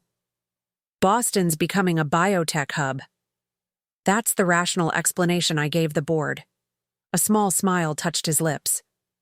The truth is, I requested the move. Singapore was never home. I wasn't sure how to respond, so I changed the subject. You mentioned personal news as well? His expression grew more serious. Yes, I've met someone. Her name is Lydia. She's an environmental lawyer I met through a pharmaceutical regulation conference. A complicated emotion passed through me. Not jealousy exactly, but something adjacent. That's wonderful. I'm happy for you. It's still new, he said carefully, but it feels right. Healthy. She knows everything about our situation. I wanted to tell you myself before you heard it elsewhere. I appreciated his thoughtfulness. Thank you for that. I managed a genuine smile. She must be remarkable if she's caught your attention. She is. His relief at my response was visible. Actually, I was hoping you might meet her sometime. Not right away, but eventually. She admires your research tremendously. The request surprised me. You want me to meet her? Are you sure that wouldn't be awkward? Probably a little, he admitted. But you're still important to me, Eliza. I'd like the people in my life to know each other. He paused. Only if you're comfortable with it, of course. The Andrew sitting across from me was different from the man I'd married. More confident in himself, less concerned with appearances and expectations. Somewhere in the past year, he'd found his own path apart from the Blackwood legacy his father had mapped out. I'd like that, I found myself saying, when the time is right. Relief crossed his features. There's one more thing, if you have a moment. He reached into his briefcase and removed a folder, sliding it across my desk. I opened it to find legal documents with the Blackwood Pharmaceuticals letterhead. What is this? A formal offer? Andrew explained. Not employment. I know you're happy at Boston University. It's a partnership proposal for further development of your egg quality protocol. Full creative control remains with you and your team. Blackwood would simply provide manufacturing and distribution infrastructure once it's approved. I skimmed the documents, my scientist's mind quickly noting the generous terms. This is unusual for Blackwood Pharmaceuticals. Your father would call it excessively favorable to the researcher. Andrew smiled. It wasn't my father's decision. It was mine. Your work deserves to reach as many people as possible. Our resources can help make that happen. He stood, preparing to leave. No pressure. Have your lawyers review it. If it doesn't feel right, we'll understand. As he moved toward the door, I called after him. Andrew, thank you for respecting my work, for approaching this as a colleague rather than family, he supplied when I trailed off. Yes, he nodded, understanding all I wasn't saying. See you at the genetics conference next month? I'll be there, I confirmed. After he left, I sat quietly, absorbing our interaction. It had been the most natural conversation we'd had in more than a year, acknowledging our past without being trapped by it, moving forward without pretending the complicated history didn't exist. Progress, not perfection. Wasn't that what my therapist always said? You're distracted tonight, Kate observed as we cleared dinner dishes from her dining table. Our mother and David had left earlier, heading to a concert at Symphony Hall. Just processing some things, I replied, loading plates into the dishwasher. Andrew came by my office today. Kate raised an eyebrow. And? He's moving back to Boston, permanently, as CEO of Blackwood Pharmaceuticals.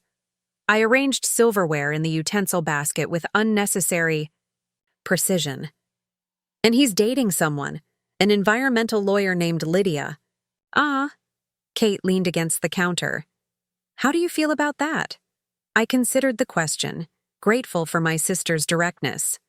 Complicated, not jealous exactly. Maybe relieved that he's moving forward, that we both are. That makes sense? She handed me a wine glass to add to the dishwasher. And the CEO position? That puts him directly in his father's former role. He's not his father, I said, surprising myself with the immediacy of my defense. He's learned from what happened. He's different now. Kate studied me thoughtfully. You've forgiven him, haven't you? Not just Andrew, Richard too. Had I? The realization settled slowly. Not completely, but I'm getting there. I closed the dishwasher and turned to face her. Holding on to anger was exhausting, Kate. It wasn't hurting them anymore. Just me. She pulled me into a hug. I'm proud of you, you know that? Most people wouldn't have handled any of this with the grace you've shown. Grace is a generous word for stumbling forward and trying not to completely fall apart. I laughed, but returned her embrace gratefully. Later that night, back in my apartment, I found myself looking through old photographs, something I'd avoided for months after the revelation. Images of Andrew and me in happier times, before the pressure of fertility treatments and family expectations had strained our relationship. Before we knew the truth that made our marriage impossible, we looked happy. And the thing was, we had been. Whatever came later couldn't erase that truth. I closed the album and reached for my laptop, opening the legal documents Andrew had provided. The partnership offer was genuine, fair, and potentially life-changing for my research. Accepting it would mean establishing a permanent professional connection to Blackwood Pharmaceuticals, to the family whose name I'd shed but whose blood I carried. Could I do that? Partner with the company that had been the source of so much pain? Work alongside Andrew in a professional capacity while he built a life with someone else? A year ago, the answer would have been an immediate no. Now, I wasn't so sure. Perhaps this was what moving forward truly looked like, not erasing the past, but building something new alongside it. I closed the document without deciding. Some choices deserved a night's sleep, at least. The genetics conference bustled with activity, hundreds of researchers from around the world gathering to share innovations and advancements. My presentation on the egg quality enhancement protocol was scheduled for the afternoon, and nervous. Energy had me reviewing my slides repeatedly despite knowing them by heart.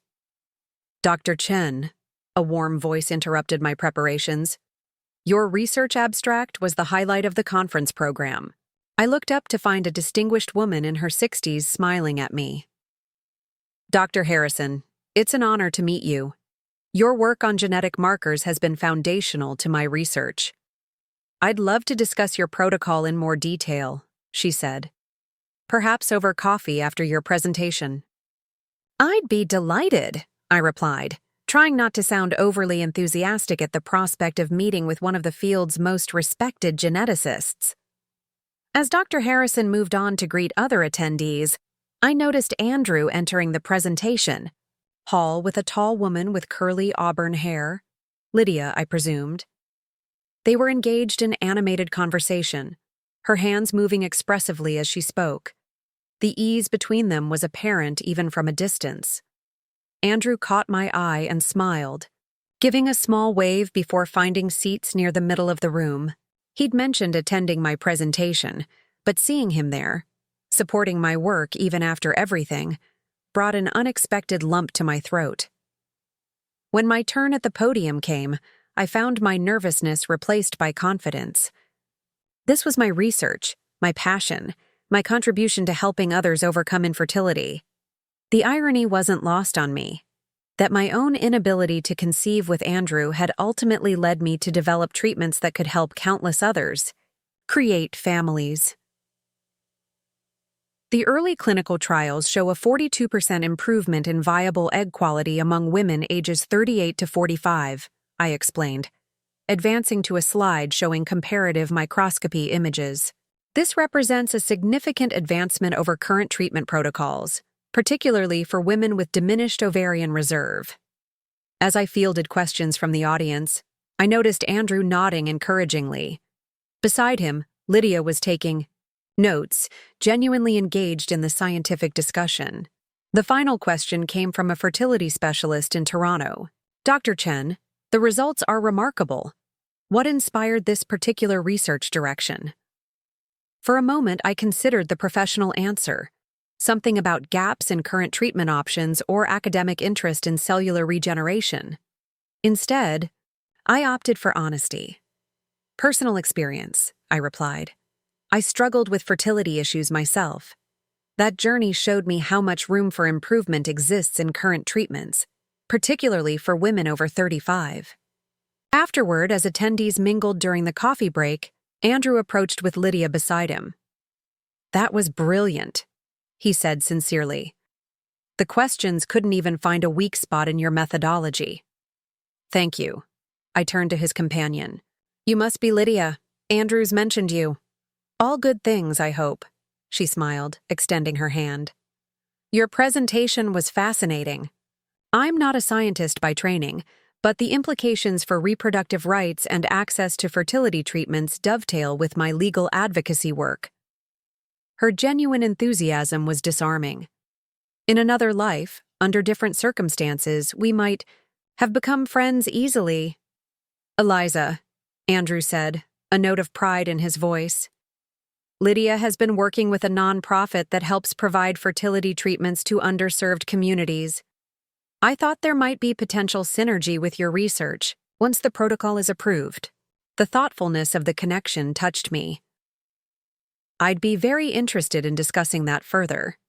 Accessibility has been a key concern in developing this treatment. Our conversation flowed surprisingly easily, shifting between professional topics and more casual exchanges. Watching Andrew with Lydia, I could see how well they complemented each other. Her passionate advocacy balancing his strategic thinking, her expressiveness drawing out his more reserved nature.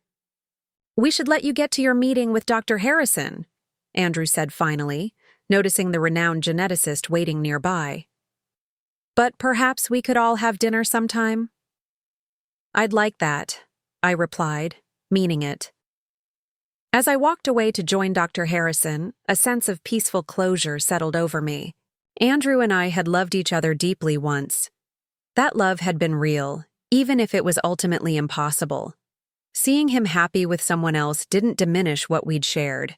It simply confirmed that life continued, that healing was possible. Dr.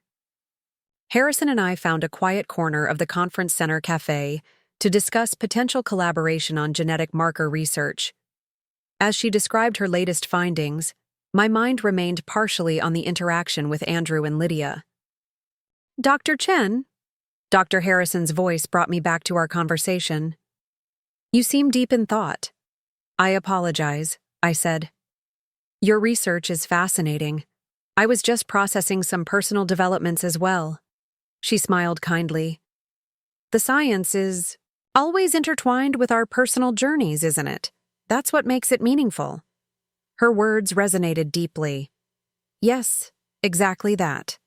2 months later, I stood in my lab watching as Maya carefully prepared samples for our expanded clinical trial. Boston General had come through with additional funding, and with Blackwood Pharmaceuticals handling the regulatory paperwork, our protocol was moving toward approval faster than I'd dared hope.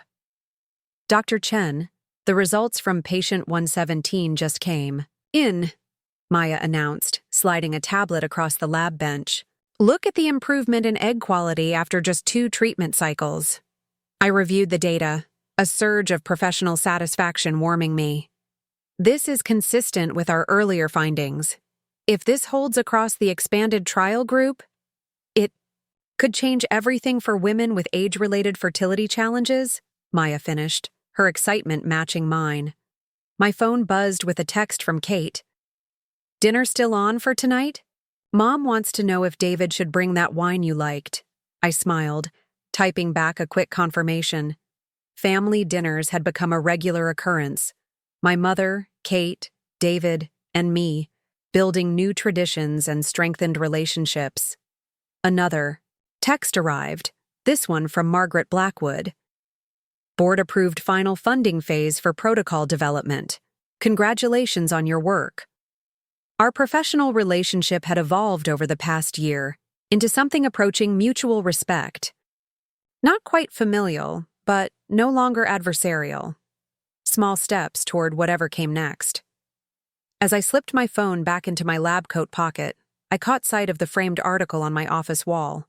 My research featured on the cover of a prestigious medical journal. Dr. Eliza Chen, not Blackwood. My work, my name, my identity reclaimed and redefined. The journey had been unimaginable. From being disowned for barrenness to discovering I was a Blackwood by blood. From a marriage built on hidden truths to a career advancing fertility treatments. From shame over my inability to conceive to pride in helping others build their families. The irony wasn't lost on me. What had once been my greatest pain had become my greatest purpose. Later that evening, as I left the lab, snow began falling again. Soft, delicate flakes drifting through the golden glow of street lamps. I paused outside, turning my face upward to feel the gentle touch of winter against my skin. 1.5 years ago, my in-laws had disowned me for being barren. A doctor's call had changed everything, revealing truths that shattered the foundation of my life. Yet standing here now, I felt neither shattered nor barren. My life had proven fertile in ways I never anticipated, rich with meaningful work, genuine relationships, and hard-won wisdom. The family I'd once desperately sought to enter had turned out to be my biological birthright, yet the acceptance I'd craved from them mattered less now that I'd learned to accept myself. Some truths, however painful, ultimately set us free. And sometimes the families we choose, like Kate, my mother, my colleagues and friends, matter more than the ones we're born into or marry into. I pulled my coat tighter against the cold and continued walking, leaving footprints in the fresh snow. Behind me stretched the path that had brought me here, with all its unexpected turns and painful revelations. Ahead lay a future I was finally ready to embrace. One step, one choice, one day at a time.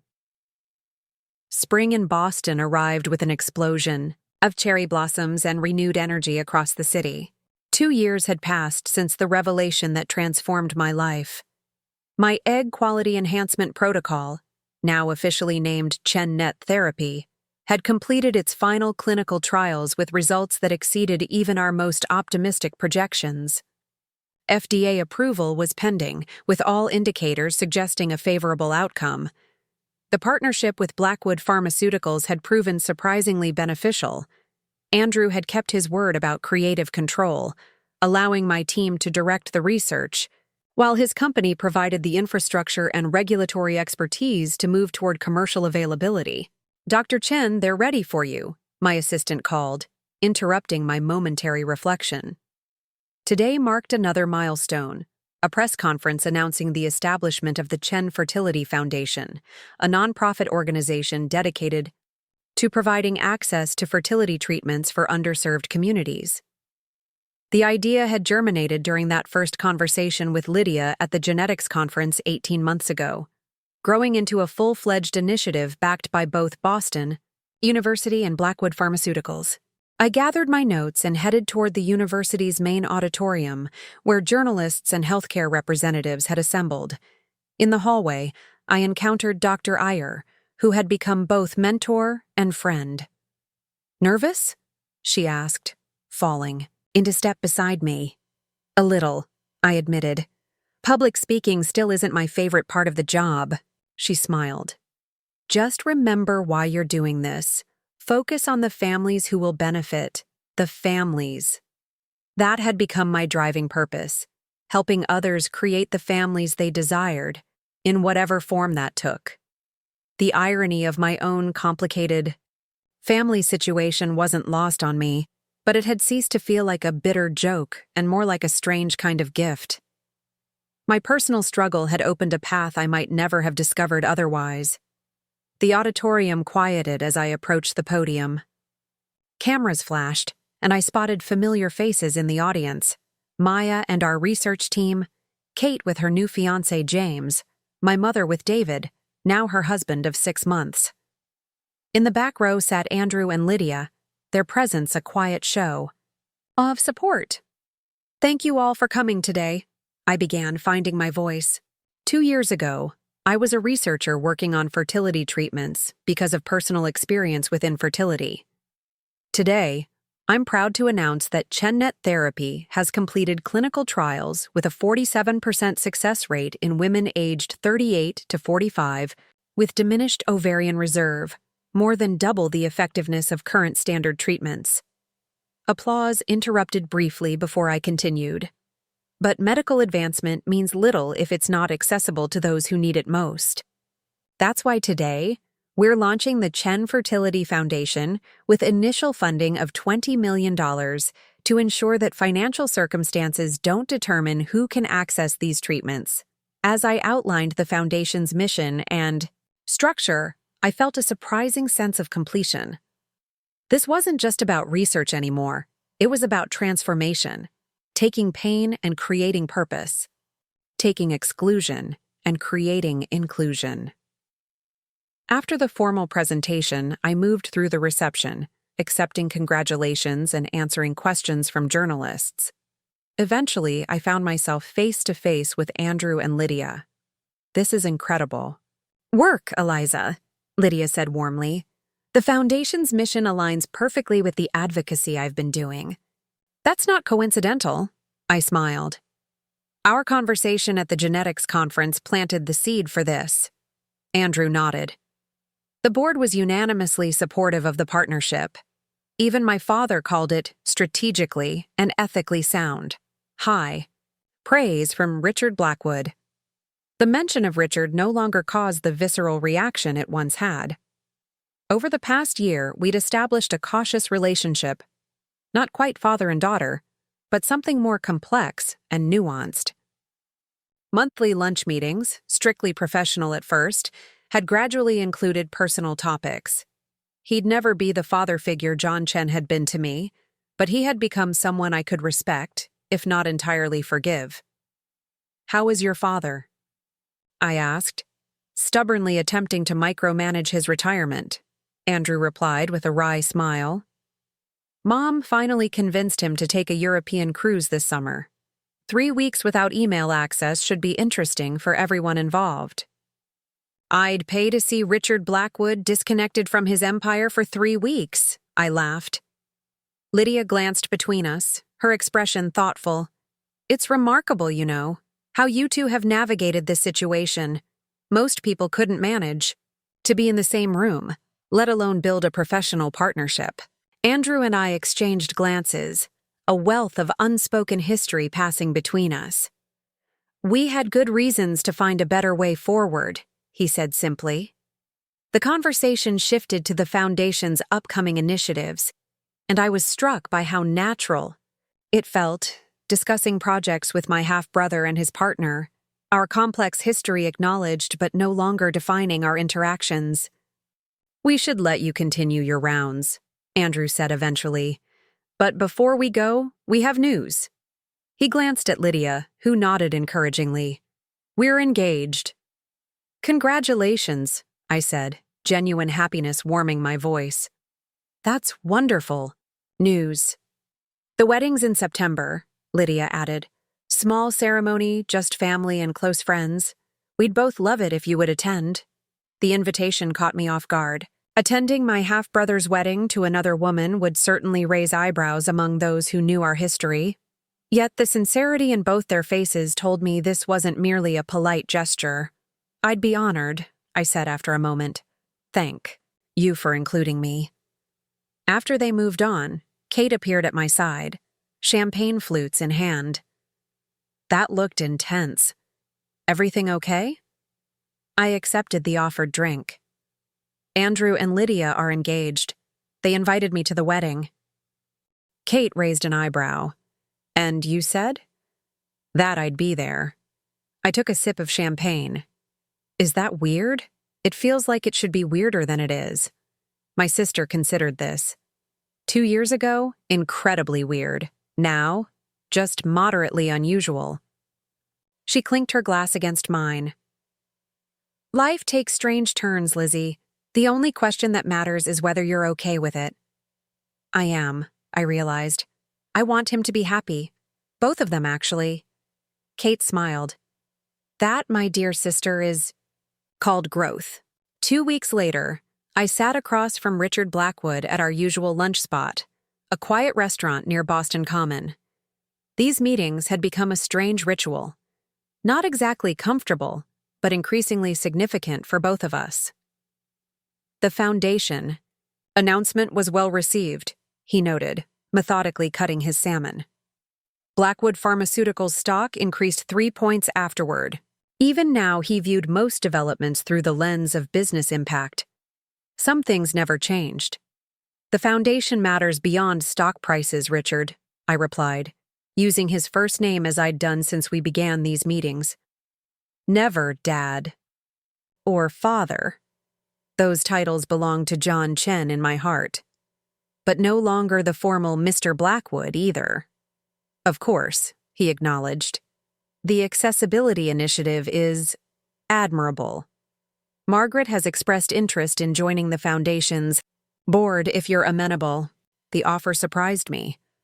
Margaret had maintained a more distant relationship than Richard, our interactions largely limited to professional correspondence. I'd welcome her participation, I said carefully. Her connections in the medical community would be valuable. Richard nodded, seeming pleased. She'll be glad to hear it. He hesitated, then added, Andrew told me about his engagement, and that he's invited you to the wedding. Yes. I studied Richard's expression, trying to gauge his reaction. It felt right to accept. It will raise questions, he said, ever practical. About your attendance, about your connection to the family. I'm aware.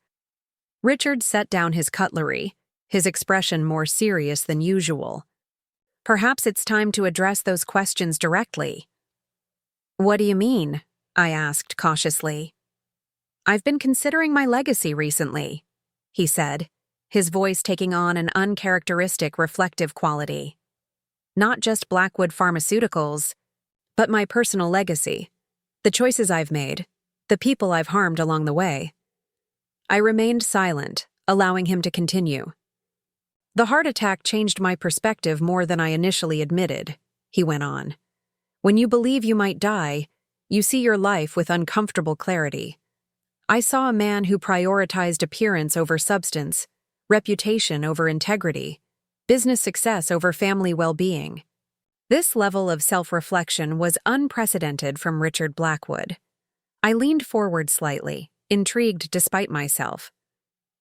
I've drafted an amendment to my will and family trust, he continued, formally acknowledging you as my daughter and including you as a beneficiary. The statement hung between us, monumental in its implications. After a lifetime of non-recognition, followed by 2 years of cautious acknowledgement, Richard was offering official status as his daughter. Why now? I asked. Because it's long overdue, he replied simply. And because you've earned recognition on your own terms, with your own name and accomplishments. I'm not offering you anything you need anymore, just what should have been yours. All along. I took a sip of water, gathering my thoughts. And the family? Andrew, Margaret? How do they feel about this? Andrew suggested it, Richard said, surprising me further. Margaret agrees it's appropriate. The family legacy belongs to all my children, not just those whose existence was convenient for me to acknowledge. The bitterness I'd once harbored toward this man had faded over time, replaced by a complex mix of emotions I couldn't quite name. Not forgiveness exactly, but something adjacent, a recognition of his humanity, flaws, and all. I'll need time to think about this, I said finally. Richard nodded. Of course. There's no rush. He paused, then added, Whatever you decide, I want you to know that I'm proud of what you've accomplished, Eliza. The foundation, the therapy, protocol, you've created something meaningful from a situation I handled unconscionably. The acknowledgement, so long withheld, affected me more than I'd expected. Thank you for saying that. As we finished our meal, conversation shifted to safer topics. Research developments, the upcoming FDA decision, Andrew's leadership at the company. Yet the weight of Richard's offer remained, a turning point I wasn't yet sure how to navigate. He wants to formally acknowledge you as his daughter. Dr. Winters, my therapist, repeated carefully. After all this time? I nodded, settling deeper into the familiar couch of her office. 2 years of weekly sessions had helped me process the seismic shifts in my identity and relationships, creating space to rebuild on steadier ground. And your initial reaction was? She prompted. Conflicted, I admitted. Part of me thinks it's too little, too late. Another part recognizes that this matters, legally and symbolically. And a small surprising part feels validated somehow. Dr. Winters nodded thoughtfully. The child who was never acknowledged finally receiving recognition. But I'm not that child anymore, I countered. I've built an identity separate from the Blackwoods.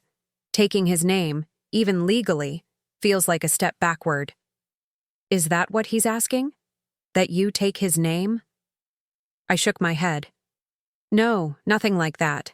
just formal recognition in legal documents, a place in the family trust, acknowledgement of biological reality. And what would formal recognition mean to you? She asked, getting to the heart of the matter as always. I considered the question. Closure, maybe. Completion of a circle that began when I married into the family without knowing I was already part of it. It sounds like you're not saying no to the offer. I'm not, I admitted. But I'm not saying yes either, at least not yet. Dr. Winters smiled slightly. That's progress, Eliza. 2 years ago, you would have rejected any overture from Richard immediately. 2 years ago, I was still angry all the time, I acknowledged.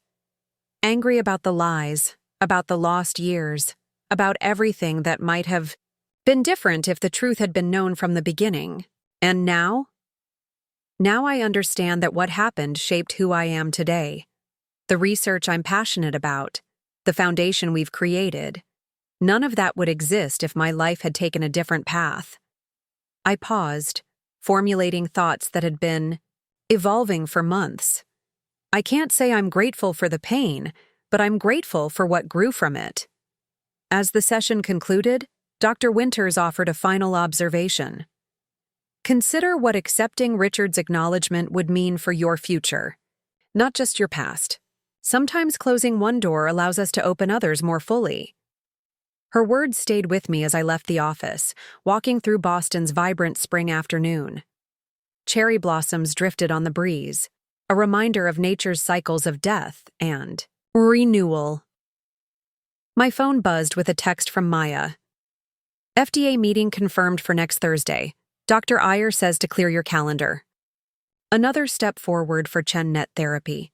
Another opportunity to transform my personal struggle into help for others facing similar challenges. Whatever decision I made about Richard's offer, my work, my purpose, remained clear and unchanged. Second text appeared, this one from Kate. Dinner tonight? Mom and David want to discuss something important. I texted back my confirmation. Curiosity piqued. My mother had been happier in her marriage to David than I'd seen her since before my father died. They'd built a life together that seemed to fulfill them both deeply. Pregnant? I repeated, staring at my mother in astonishment. You're pregnant? At 55? We sat around Kate's dining table, the remains of dinner pushed aside as my mother and David shared their unexpected news. With, "Help!" my mother clarified, her expression a mix of embarrassment and joy. We used an egg donor, and your protocol, actually, to improve implantation odds. The revelation stunned me into momentary silence. My mother, who had kept the secret of my biological father for 35 years, was now openly discussing using fertility treatments to have a child with her new husband. I know it's unusual at my age, she continued into the silence. But David never had children, and after seeing how your research was helping so many women, she reached for her husband's hand. We decided to try. The doctors gave us slim odds, but it worked on the second attempt. I searched for the right word. Wonderful. Surprising, but wonderful. Kate, recovering from her own shock, raised her wine glass. To new beginnings at any age. As we toasted, I studied my mother's face, alight with a happiness I hadn't seen in decades. The woman who had once been so secretive about her reproductive history was now embracing a new chapter with remarkable courage. How far along are you? I asked. 14 weeks, she replied. We wanted to be sure everything was viable before telling you girls. Do you know if it's a boy or girl? Kate asked. David beamed. A girl. We're naming her Hope. The symbolism wasn't subtle, but it felt appropriate nonetheless. Hope, new beginnings, second chances. Later, as we shared dessert, my mother drew me aside. There's something else I wanted to tell you, something David and I have discussed extensively. Her serious tone made me nervous. Is everything okay with the pregnancy? Yes, everything's perfect, she assured me.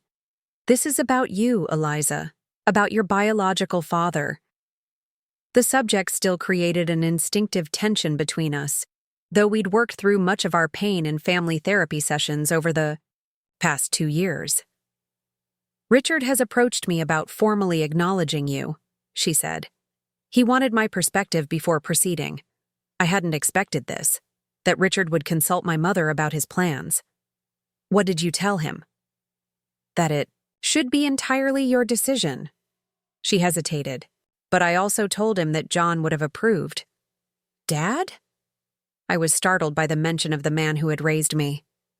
Why would he approve of Richard acknowledging me now? My mother's eyes grew distant with memory. John always said that truth eventually finds its way to the surface, and that when it does, we should embrace it rather than fight it. He knew you weren't biologically his, Eliza. He chose to be your father anyway, and he never regretted that choice for a moment. The revelation struck me deeply. I'd always assumed my father had believed himself to be my biological parent, that my mother's secret had been kept from him as well. "He knew?" I whispered. She nodded. "From the beginning. When we met, I was already pregnant. I told him everything about my relationship with Richard. John said that some men make children but never become fathers, while others become fathers to children they didn't make." Her voice softened with remembrance. "He said he'd rather be the second kind." Tears welled in my eyes as this new piece of family history settled into place. The father I'd loved, who had guided and supported me until his death when I was 12, had chosen me with full knowledge that I wasn't biologically his. "Why didn't you ever tell me this?" I asked. "Because John wanted it that way," she replied, simply. "He said that knowing he chose to be your father was something you might need someday, but he hoped you never would. He wanted you to feel securely his, without qualification or doubt." As we rejoined the others, my mind spun with this new information. John Chen had chosen me. Richard Blackwood had rejected me, then later claimed me. Both choices had shaped my life in profound ways. That night, after returning to my apartment, I sat at my desk and wrote 2 letters. The first to Richard, accepting his offer of formal acknowledgement, not for what it would give me materially, but for the completion of a truth too long denied. The second letter was to the man who had been my real father in every way that mattered. Dear Dad, I learned today that you chose me knowing I wasn't biologically yours. That knowledge has helped me make peace with a complicated situation. I'm helping people create families now, Dad, just like you created ours, through choice and love rather than just biology. I think you'd be proud. I miss you every day. Your daughter, Eliza. I wouldn't mail the second letter, of course, but writing it felt necessary, an acknowledgement of the man who had shown me what fatherhood truly meant, and whose example had helped me navigate the complex reality of my biological heritage. As I prepared for bed, my phone chimed with a text from an unknown number. "Congratulations on the foundation. Your father would be proud." MB Margaret Blackwood, reaching out directly for the first time. Not mentioning which father she meant, perhaps deliberately. I smiled as I set my phone aside. Perhaps some questions didn't need definitive answers. Perhaps some identities could encompass contradictions. Perhaps some families could be both biological and chosen, both broken and healing. 2 years ago, my in-laws had disowned me for being barren, a cruel irony given that I carried their blood all along. Now that same family was gradually acknowledging me not just as a genetic relation, but as a person of value. Not because I had produced an heir, but because of who I had become in spite of, or perhaps because of, their rejection. Life's greatest twists rarely lead where we expect. Sometimes they lead somewhere better. 5 years to the day after the doctor's call that changed everything, I stood on a stage in Stockholm, accepting the Lasker Award for my contributions to reproductive medicine. Gen Net therapy had helped. Thousands of women conceive, And the Chen Fertility Foundation now operated in 12 countries, providing treatments to those who couldn't otherwise afford them. In the audience sat an unlikely collection of people united by complicated threads of biology, choice, and reconciliation. Kate and her husband James, my mother with David and their 4-year-old daughter Hope, Richard and Margaret Blackwood, and Andrew with Lydia and their 2-year-old son James, conceived naturally without the complications that had plagued Andrew and me. This award honors not just scientific advancement, but the human story behind it, I concluded my acceptance speech. Our greatest breakthroughs often emerge from our deepest struggles. What once seemed like endings sometimes become unexpected beginnings. At the reception afterward, Richard approached, leaning more heavily on his cane than he had 6 months ago. At 72, his health was declining again, though he fought it with characteristic determination. "Congratulations, Eliza," he said, genuine pride evident in his voice. "The Blackwood Foundation is honored to continue funding your work."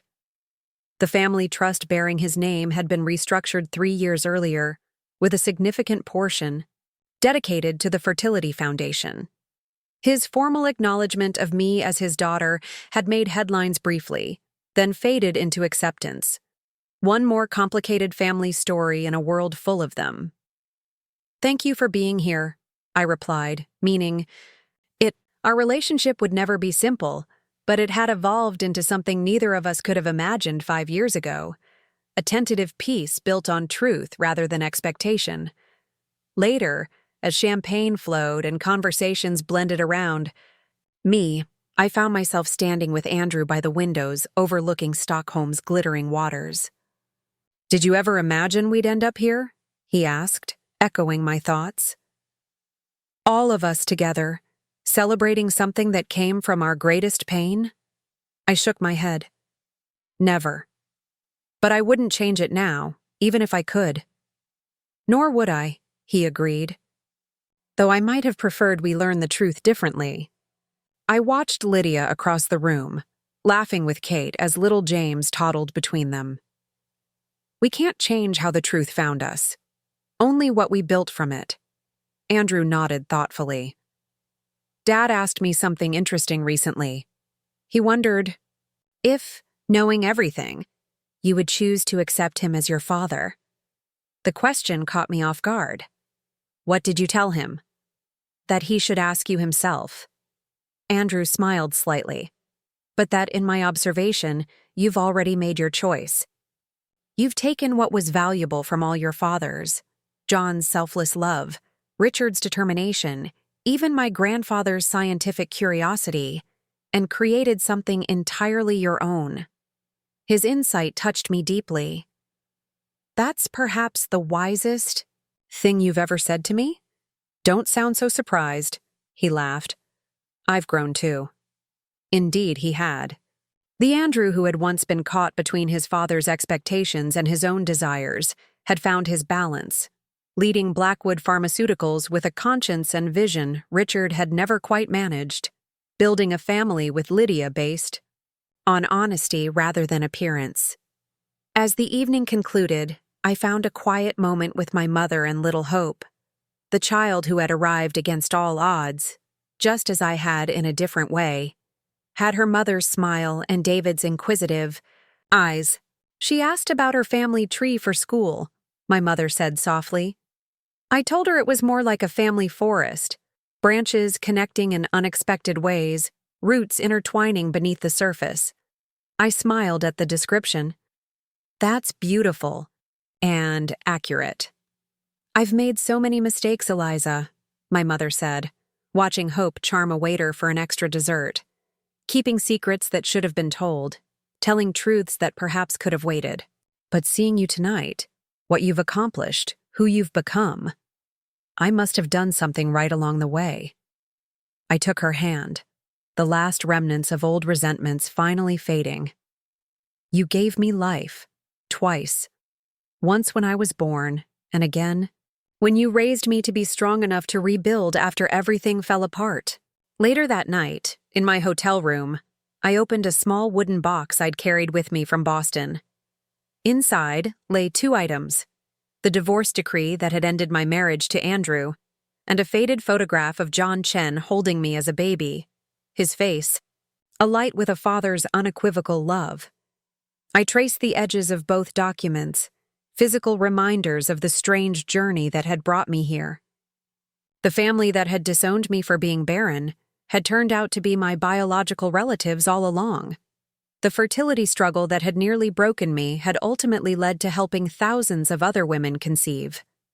The truth that had shattered my world had eventually made it fuller and more authentic. 5 years ago, I had defined myself by what I lacked: a child, the approval of my in-laws, a clear sense of identity. Now I defined myself by what I had created: medical advancements, a foundation, honest relationships, and a sense of self no longer dependent on others' validation. Margaret had said it best in her surprisingly heartfelt toast earlier tonight. Family is both what we're given and what we choose. Eliza Chen has taught us all that biology is just the beginning of the story, never the end. As I placed the documents back in their box, my phone chimed with a text from Kate. "Breakfast tomorrow before your interview? So proud of you, sis."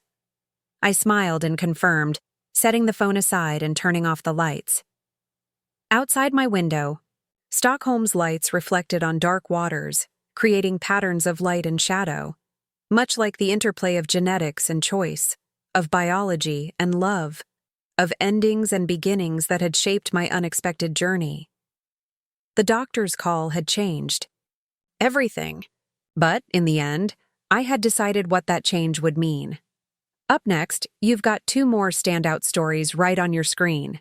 If this one hit the mark, you won't want to pass these up. Just click and check them out. And don't forget to like, subscribe, and turn on the notification bell so you don't miss any upload from us.